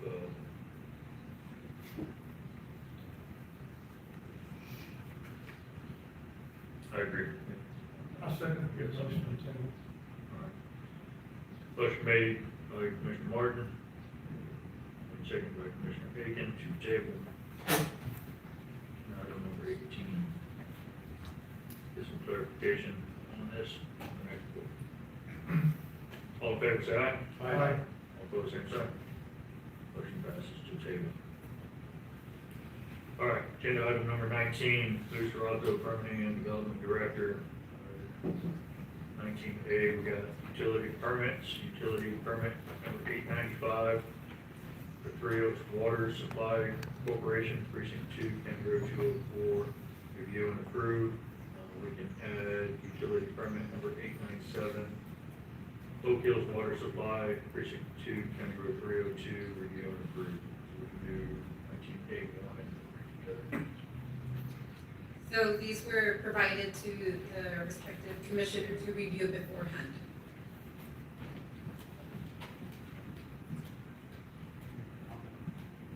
I'll make a motion for utility permit, taking 5 minutes.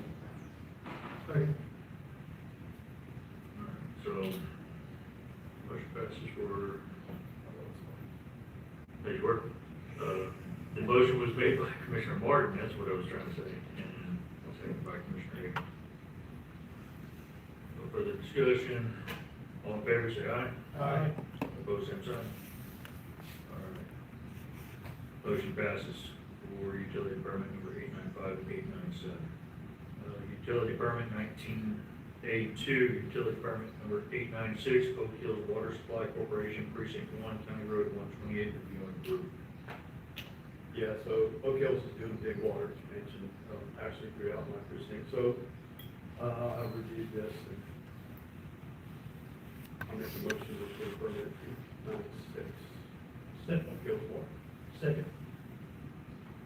Motion made by Commissioner Martin, second by Commissioner Pereira. All in favor, say aye. Aye. All opposed, same sign. Motion passes for utility permit 896. All right. 19B subdivision May Springs Branch, B1, review and approve. Final plat, discuss and take action. Now, this has been presented before Commissioners Court before and was giving a disapproval. They have resubmitted pending the changes they were asked by the commissioners to move the detention pond. At that time before, it was at an intersection, so they have moved the detention pond to a lot in the back, adjacent to another subdivision's detention pond. Now it will be a retention pond. Their engineer is here if you have any questions, but it was given a favorable recommendation by the review committee. Do we have the milers and final plat? Yes.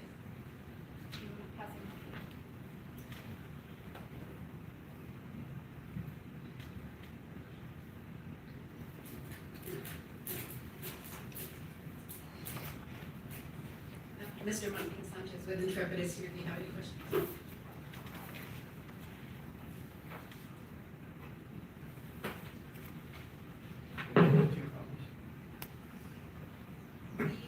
The second copy is supposed to be for them. If they choose to have one, ours will be just need one.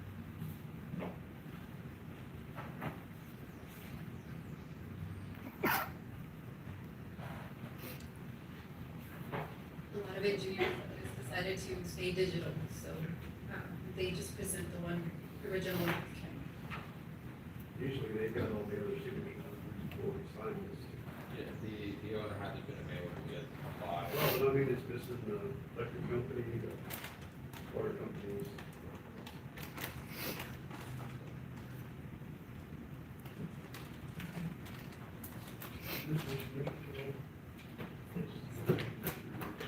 The way that this fell, we were meeting our 30-day timeline, so we just went through the review committee on Thursday, so our timelines kind of were rushing us, so I believe he still needs a signature.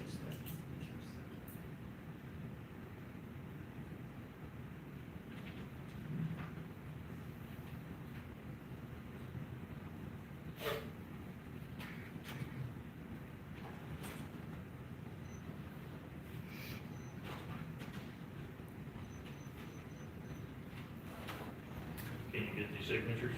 Yes, sir. How about you come up here and we sign yours, because that as it is right now is a violation of engineer stuff, so come up here and sign it. I'll pass it down.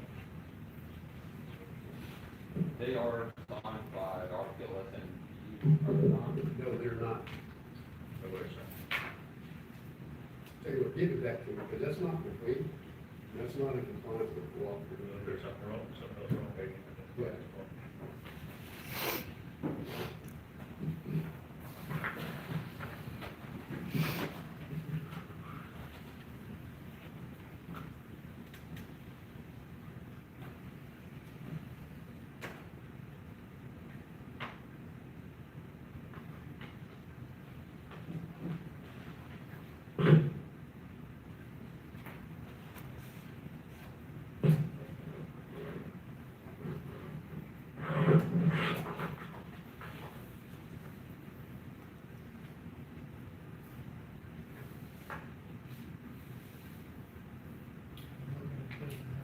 Where is this in relationship to being outside the city limits?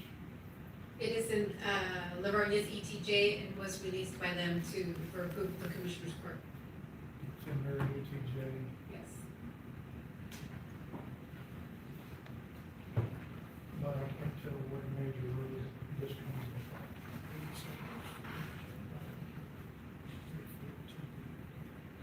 Okay, so it's in 337. Gotcha. And why not put that?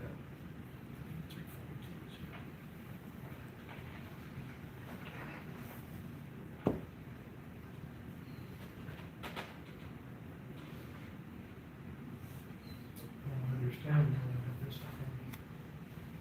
On our iPads, the subdivision is covered up by all of these areas.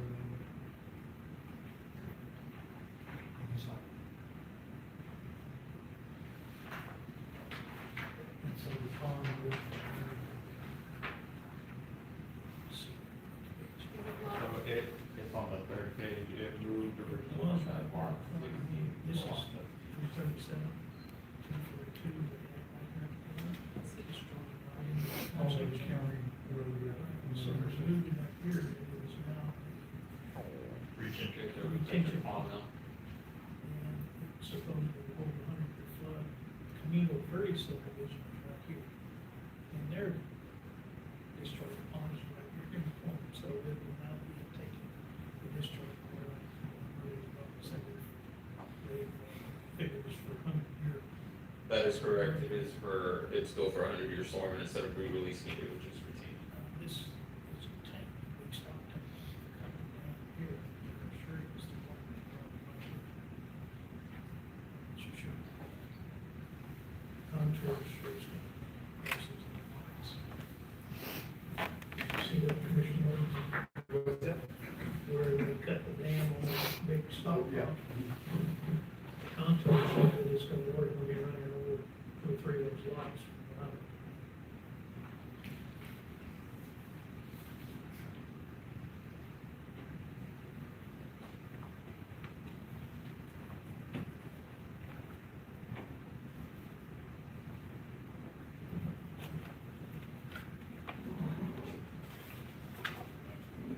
Any more discussion?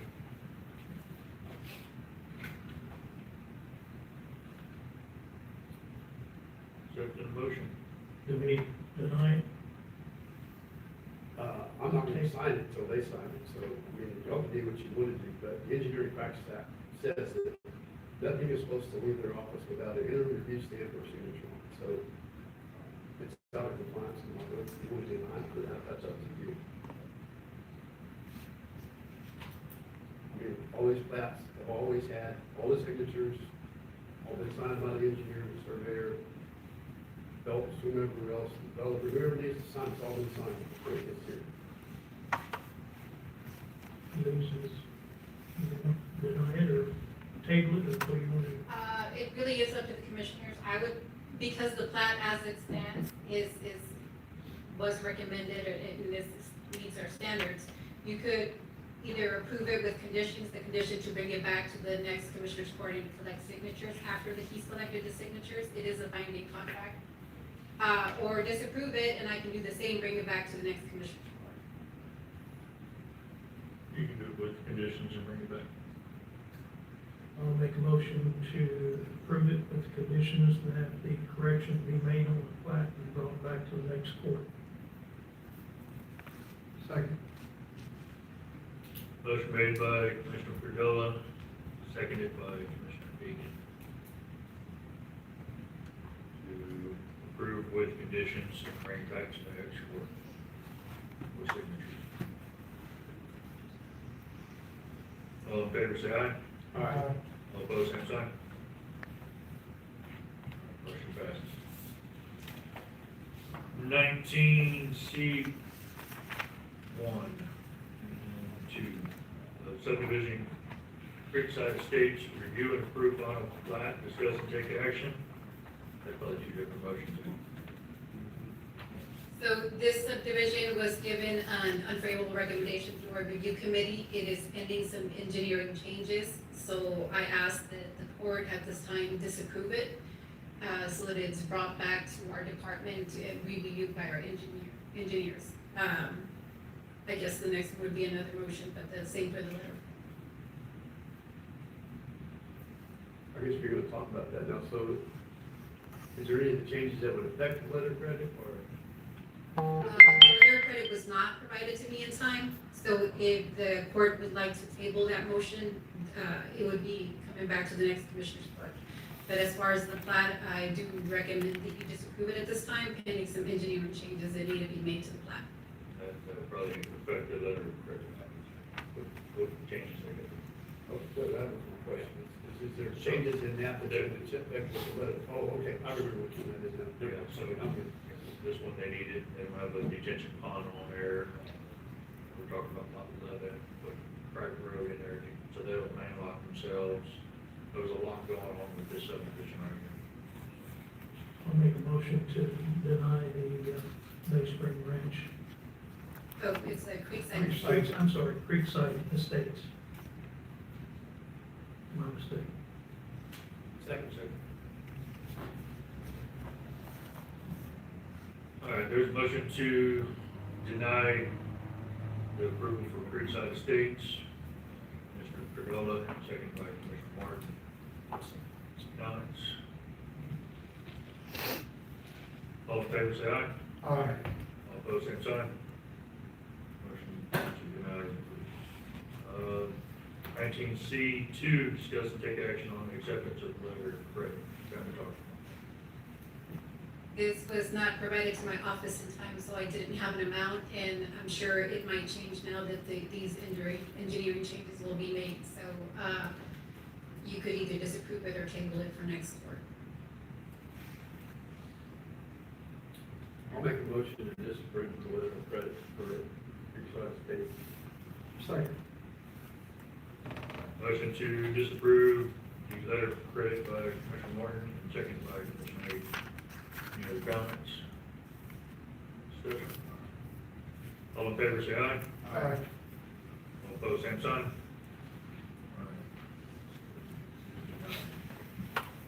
Thank you. Next.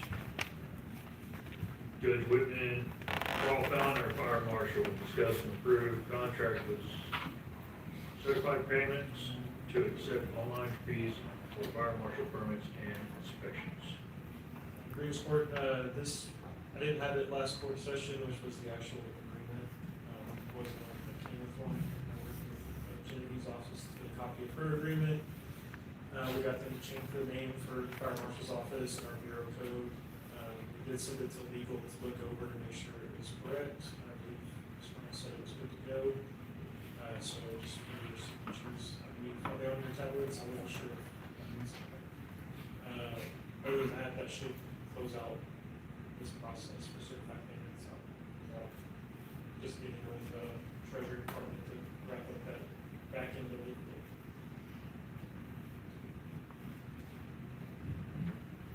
And we had discussed that you were gonna notify all users that this was a pass-through fee on the credit card, 2.35% or $2, whichever. Correct. Yeah.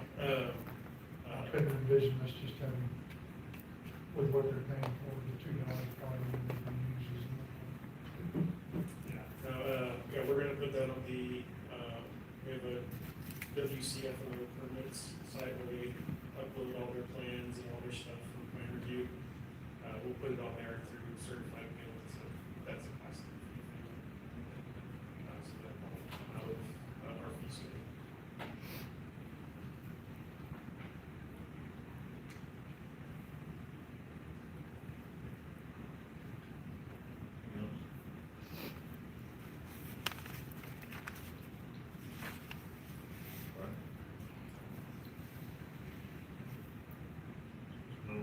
motion on it for fire marshal.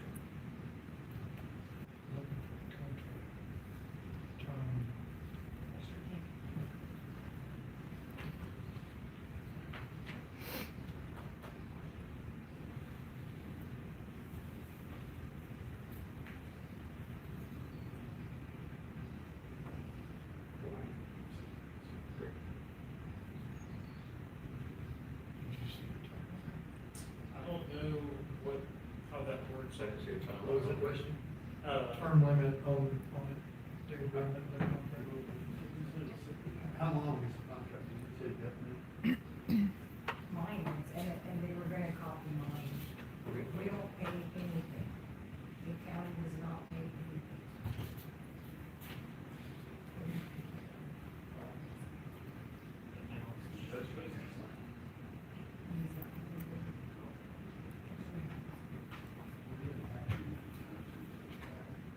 You don't have anything pending, you just immediately.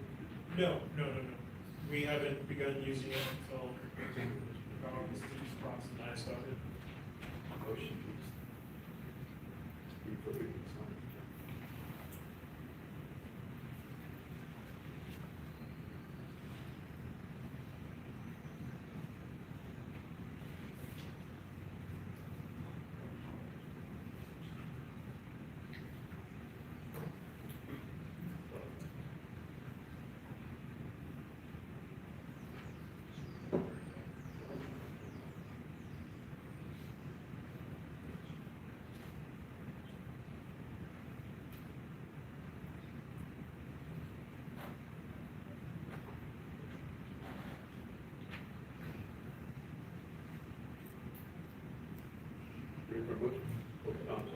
I'll make a motion to approve the contract with certified payments to accept online fees for the fire marshal permits, inspections, and to authorize the county judge to sign.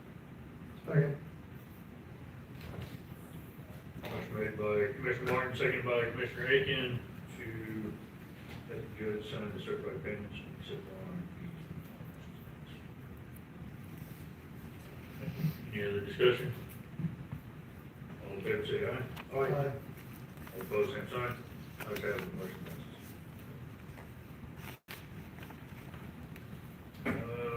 Back up to agenda item number 21, County Sheriff Jim Stewart, Sheriff's Office progress.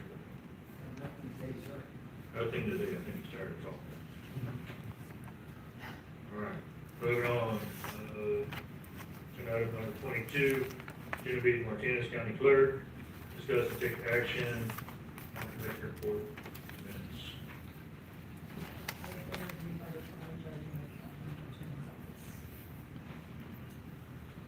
Everybody reviewed these? I did. The only question I have is, wasn't the first main meeting the one that the judge left? Before the meeting was over? I didn't see that annotated in the minutes. Rush it over. Yeah.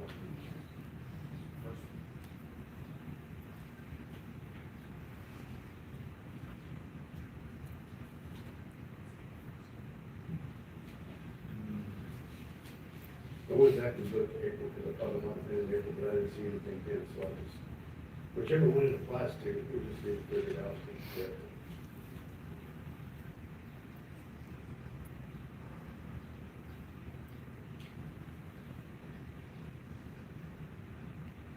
It had to have been because I didn't make the motion on precinct two's water. Commissioner Bullock and Commissioner Aiken both voted on that, so I had to, the judge at this part. If I'm not mistaken, you left around preserving. There's 4 or 5. Yeah, so go with.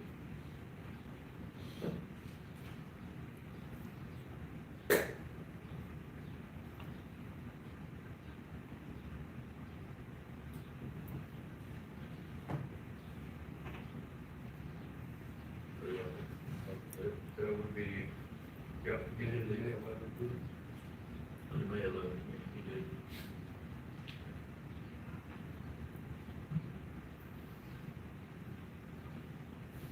Item 16.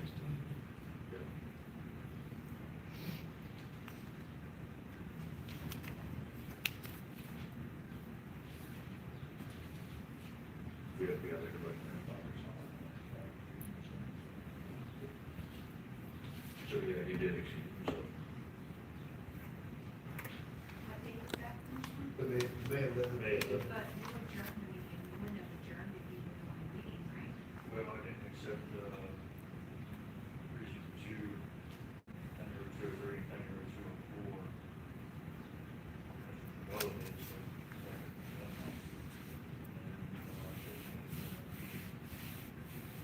Yeah, you would have adjourned the meeting. You need a motion to adjourn? Made on his motion.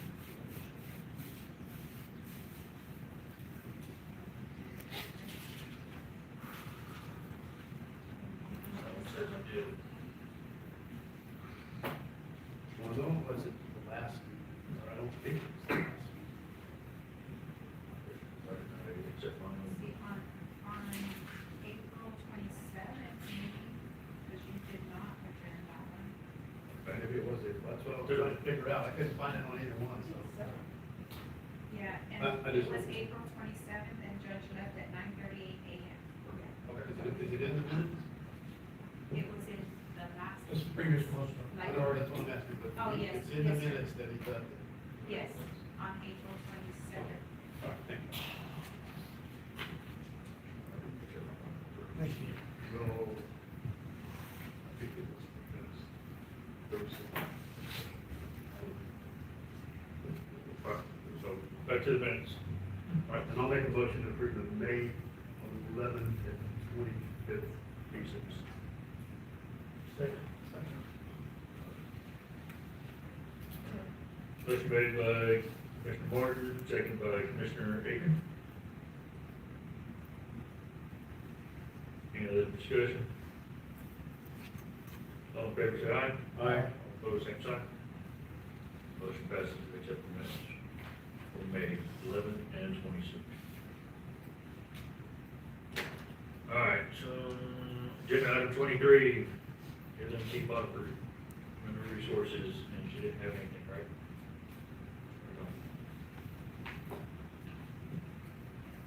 All right. Agenda item number 24, and Judge Whitman, Kristen Lawless, County Auditor, discussion only, distribution of May 2026 Auditor Financial Report.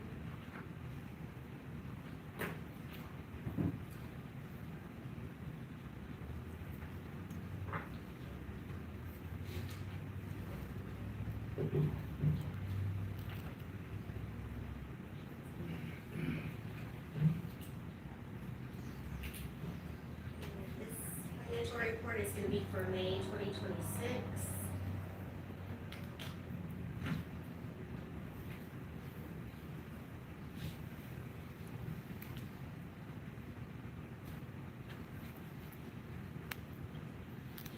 Just gonna over your expenditures, our revenues. Each fund. The appropriations. And then of course, our balances as of May 1st for all the bank accounts, our investments. And our outstanding debt.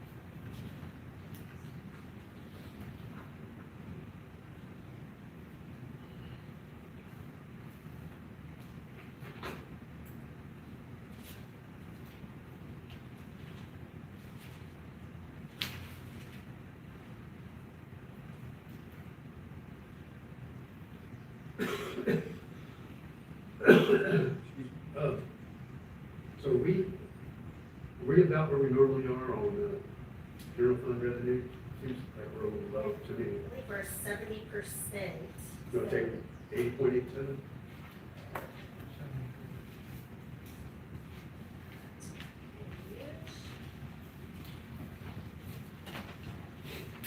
So our overall revenue, yeah, we're at 70.67%.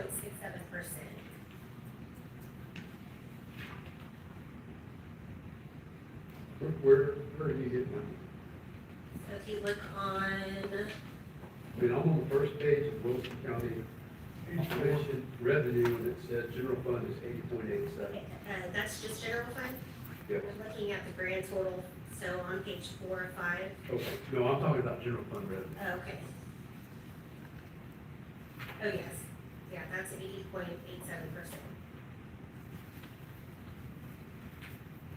But is that where we're usually at? That seems like we're usually a little better than that. I think we should be at about, for May, I think it's 67%, so I think we're doing. Well, I know if you allocate it by month, but I mean, most people get their taxes sooner than that. Yeah, I mean, I would have to go back and look how we were last year, but in overall, I just wondered. yeah.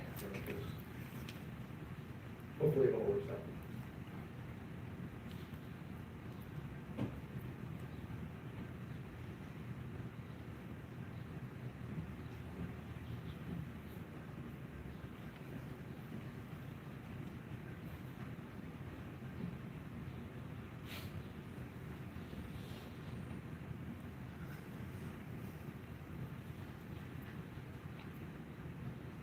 There's a specific kind of report y'all want me to run, you can always let me know, and I can bring data for the next quarter. I was just curious, you know, There's just, historically, we've done very well. Just didn't seem that seemed a little low at this point in time. yeah, I could definitely go back and pull the data, to see where we were last year and see if we're where we should be. We have so many of new lines of. Oh, yeah. I mean, so to be very specific, I would have to go, if you could give me some notice, then I can definitely do some research for you. You know, what's the beginning balance of the general for May for the investment? I can kind of help give you an idea of that too, if you're talking about tax payments. So that's very close to. Yeah, right. Texas class is what I'm taking first when we get the big amount. No. It's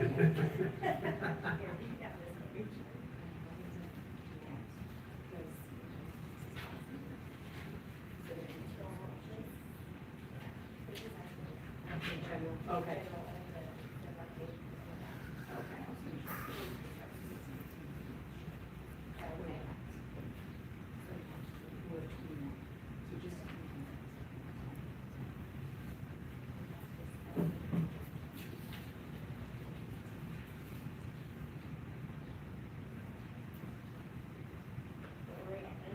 Yes.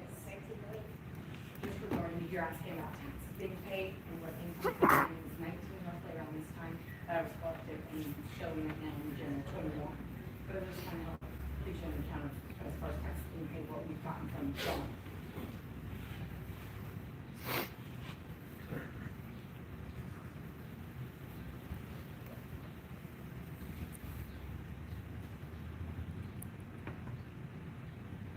We heard any more about the Draper. We are still waiting to receive the payment, and we are still looking into what the best account would be. So we're still doing some more research on that. Yeah, before we jump in and do anything, we really want to make sure. What's that? Make sure of everything before we jump in and do anything, we just want to cover it. Have any other questions? Moving on, agenda item number 24, Judge Whitman and Kristen Hollis, County Auditor, discussion only, distribution of May 2026 Auditor Financial. That's what you just did. Are we doing budget in this one? Yeah, 25. Yeah. 25. Discuss and take action. That's good. Discuss and take action on budget amendments for fiscal year 25-26.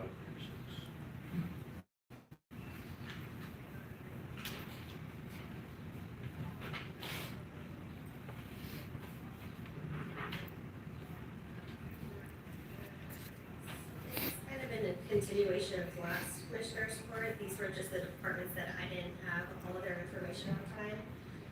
But this amendment is requested to authorize the transfer of budget appropriations between line items within departments as necessary to support operational needs. To ensure accurate budget reporting, no additional county funds are being requested as the amendment reallocates existing general fund resources. So it's just staying within those departments, we're just reallocating the budget.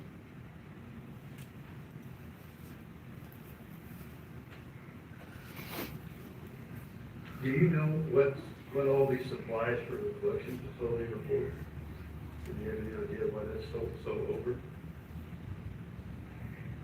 To have the breakdown of them, I would have to pull a report. Okay, I'll come see you after. Things,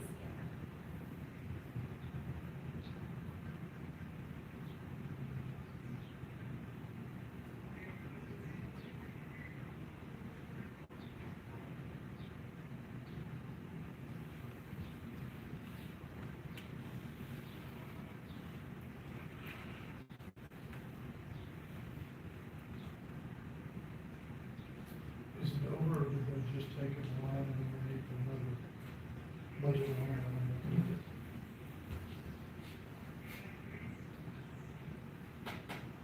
Sorry, say that.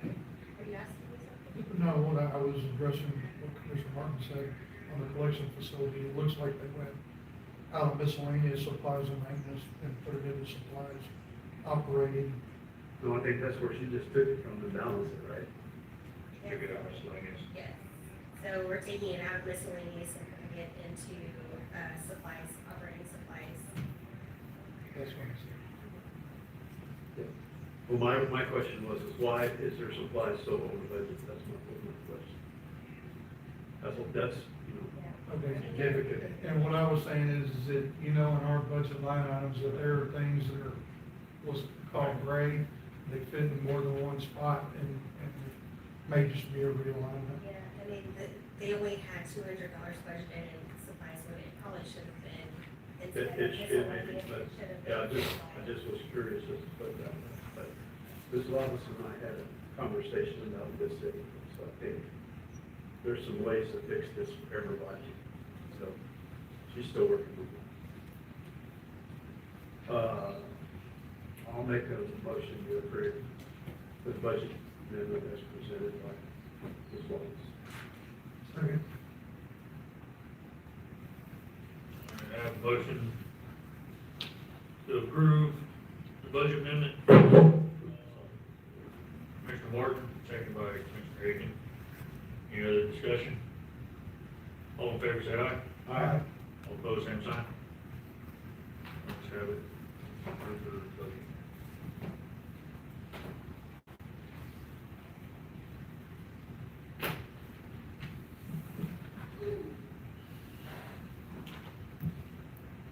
All right, back to personnel. All right, discuss and take action on the county bills. Item number 26.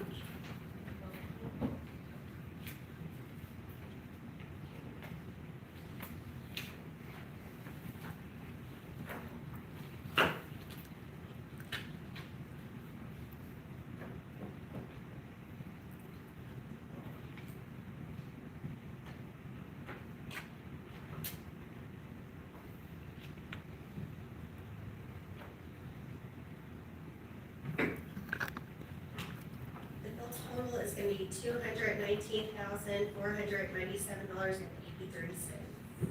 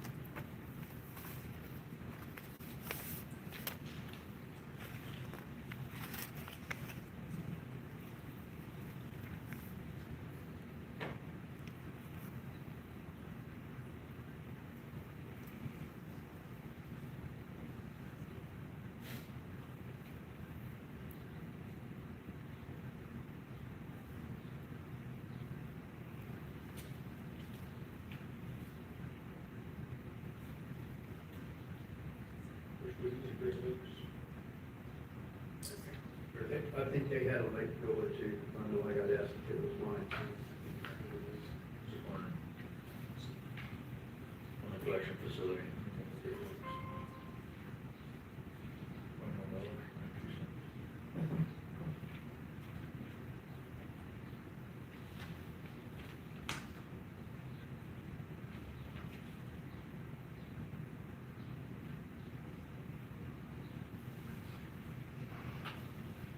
I'm sorry, what was your question about it? It was just, if we're still It's using. regulations, it's not bid, the new one. Yeah, it's not bid. Yeah, that's, but I know there was a couple bills that wound up over there that nobody could figure out.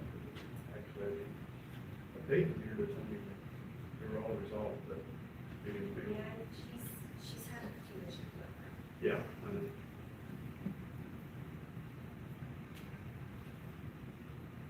What do we owe on the EOCs? EOC, this is gonna be the last bill to pay EOC. I believe there is payment not to Broadus, but for the generator for 12,000.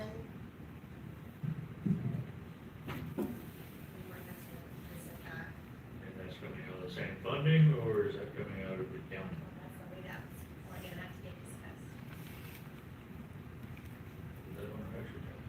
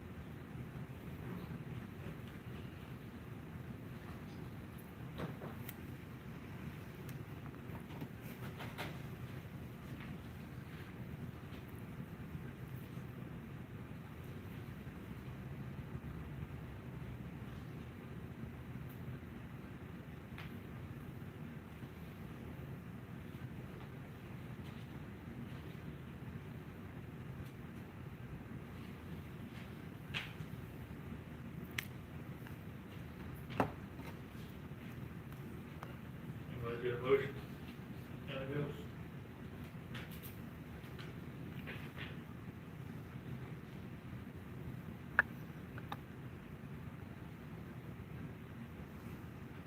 I'll make a motion to pay the bills in the amount of $219,497.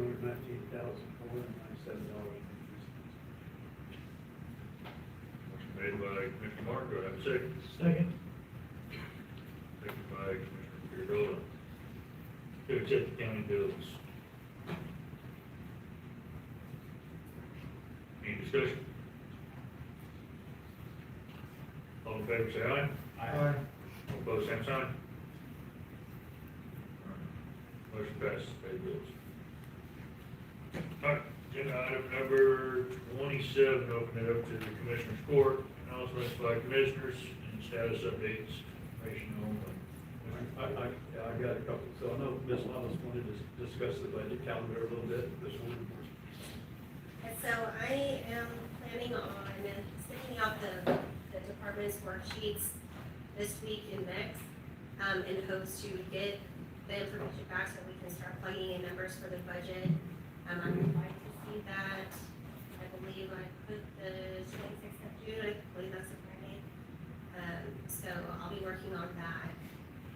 I would like to start talking about what we want to do with workshops. I know that last year we did one general workshop with all the departments, but what I would like to see is if we could do smaller, more intimate workshops with scheduling departments. So maybe an hour with the JPs, an hour with the constables, just laying out a schedule so that way we can have all be included in this workshop and have it more one-on-one based, so they can express what their needs are for their budget. Yeah, and I think with the budget, it's gonna be tight this next year, so, and what we've been doing with budget amendments with our line items throughout. I think that's probably one of the discussions about that as well. It's just, the one master group doesn't work. Sitting down with each other and having this right here, getting it presented,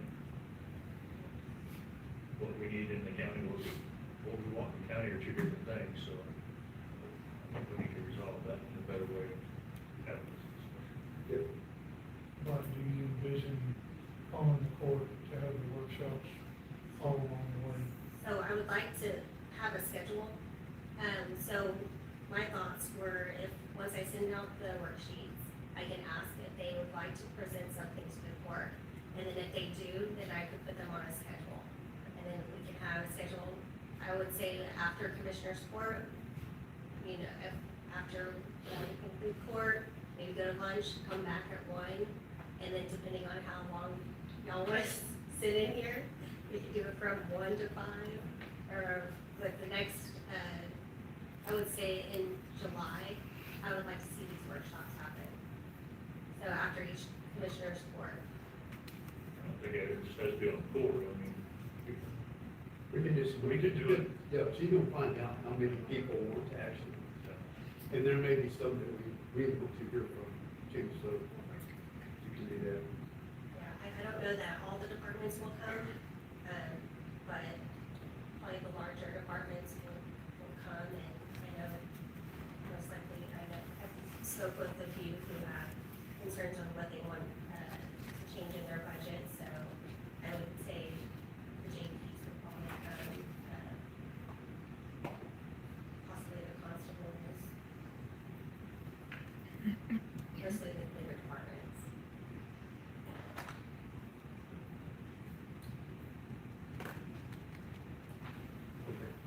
Yeah, so, I mean, and I'm not speaking for y'all, but I'm just gonna make a general comment. We are all working as hard as we can to catch up with morning with the weather and rain. It's been extremely difficult, but just know that we're all working on it. I did attend the Wilson County Appraisal District special meeting last Thursday. I spoke a very short version of what we discussed in here. The Appraisal District Board did vote to send a motion to purchase that property. They're gonna go back to the county court on that. I do want to let everyone know that I did receive, or the county has received a tax reinvestment zone request from Moonstar Solar, so that's currently under review by outside counsel. Moving forward, we'll have those discussions regarding that. And then, just anything, I was going to update y'all in the Indies office, but I forgot that item was on the agenda, so if y'all have any other questions. I think I covered what we were saying is there will be an operational budget prepared for consideration for next budget year with the anticipation that it's fully open budget. Have we ever nailed down what it's gonna cost us on our part for Wilson County to operate this thing? Yeah, I mean, there's a proposed budget coming. We're working on that. In fact, we're gonna have a board meeting, I think, next week, to confirm that. My guess right now is it's gonna be, I don't remember where it is.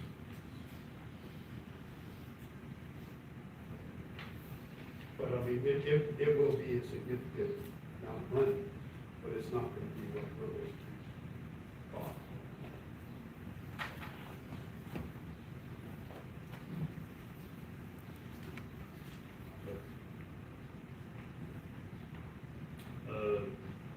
The Expo Center, Showbarn area is still moving forward.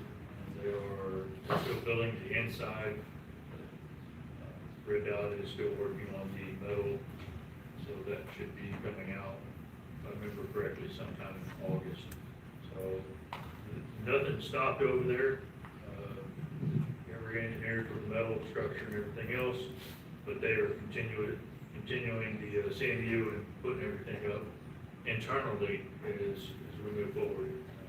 Yeah, the rain kind of pushed them back a little bit, but they kept going with what they got, so. And we had some flooding on 2 Tex dot, so that got re-engineered as well, with the ponds and everything else, and with the past recent rains, it did not flood on they did what needed to be done.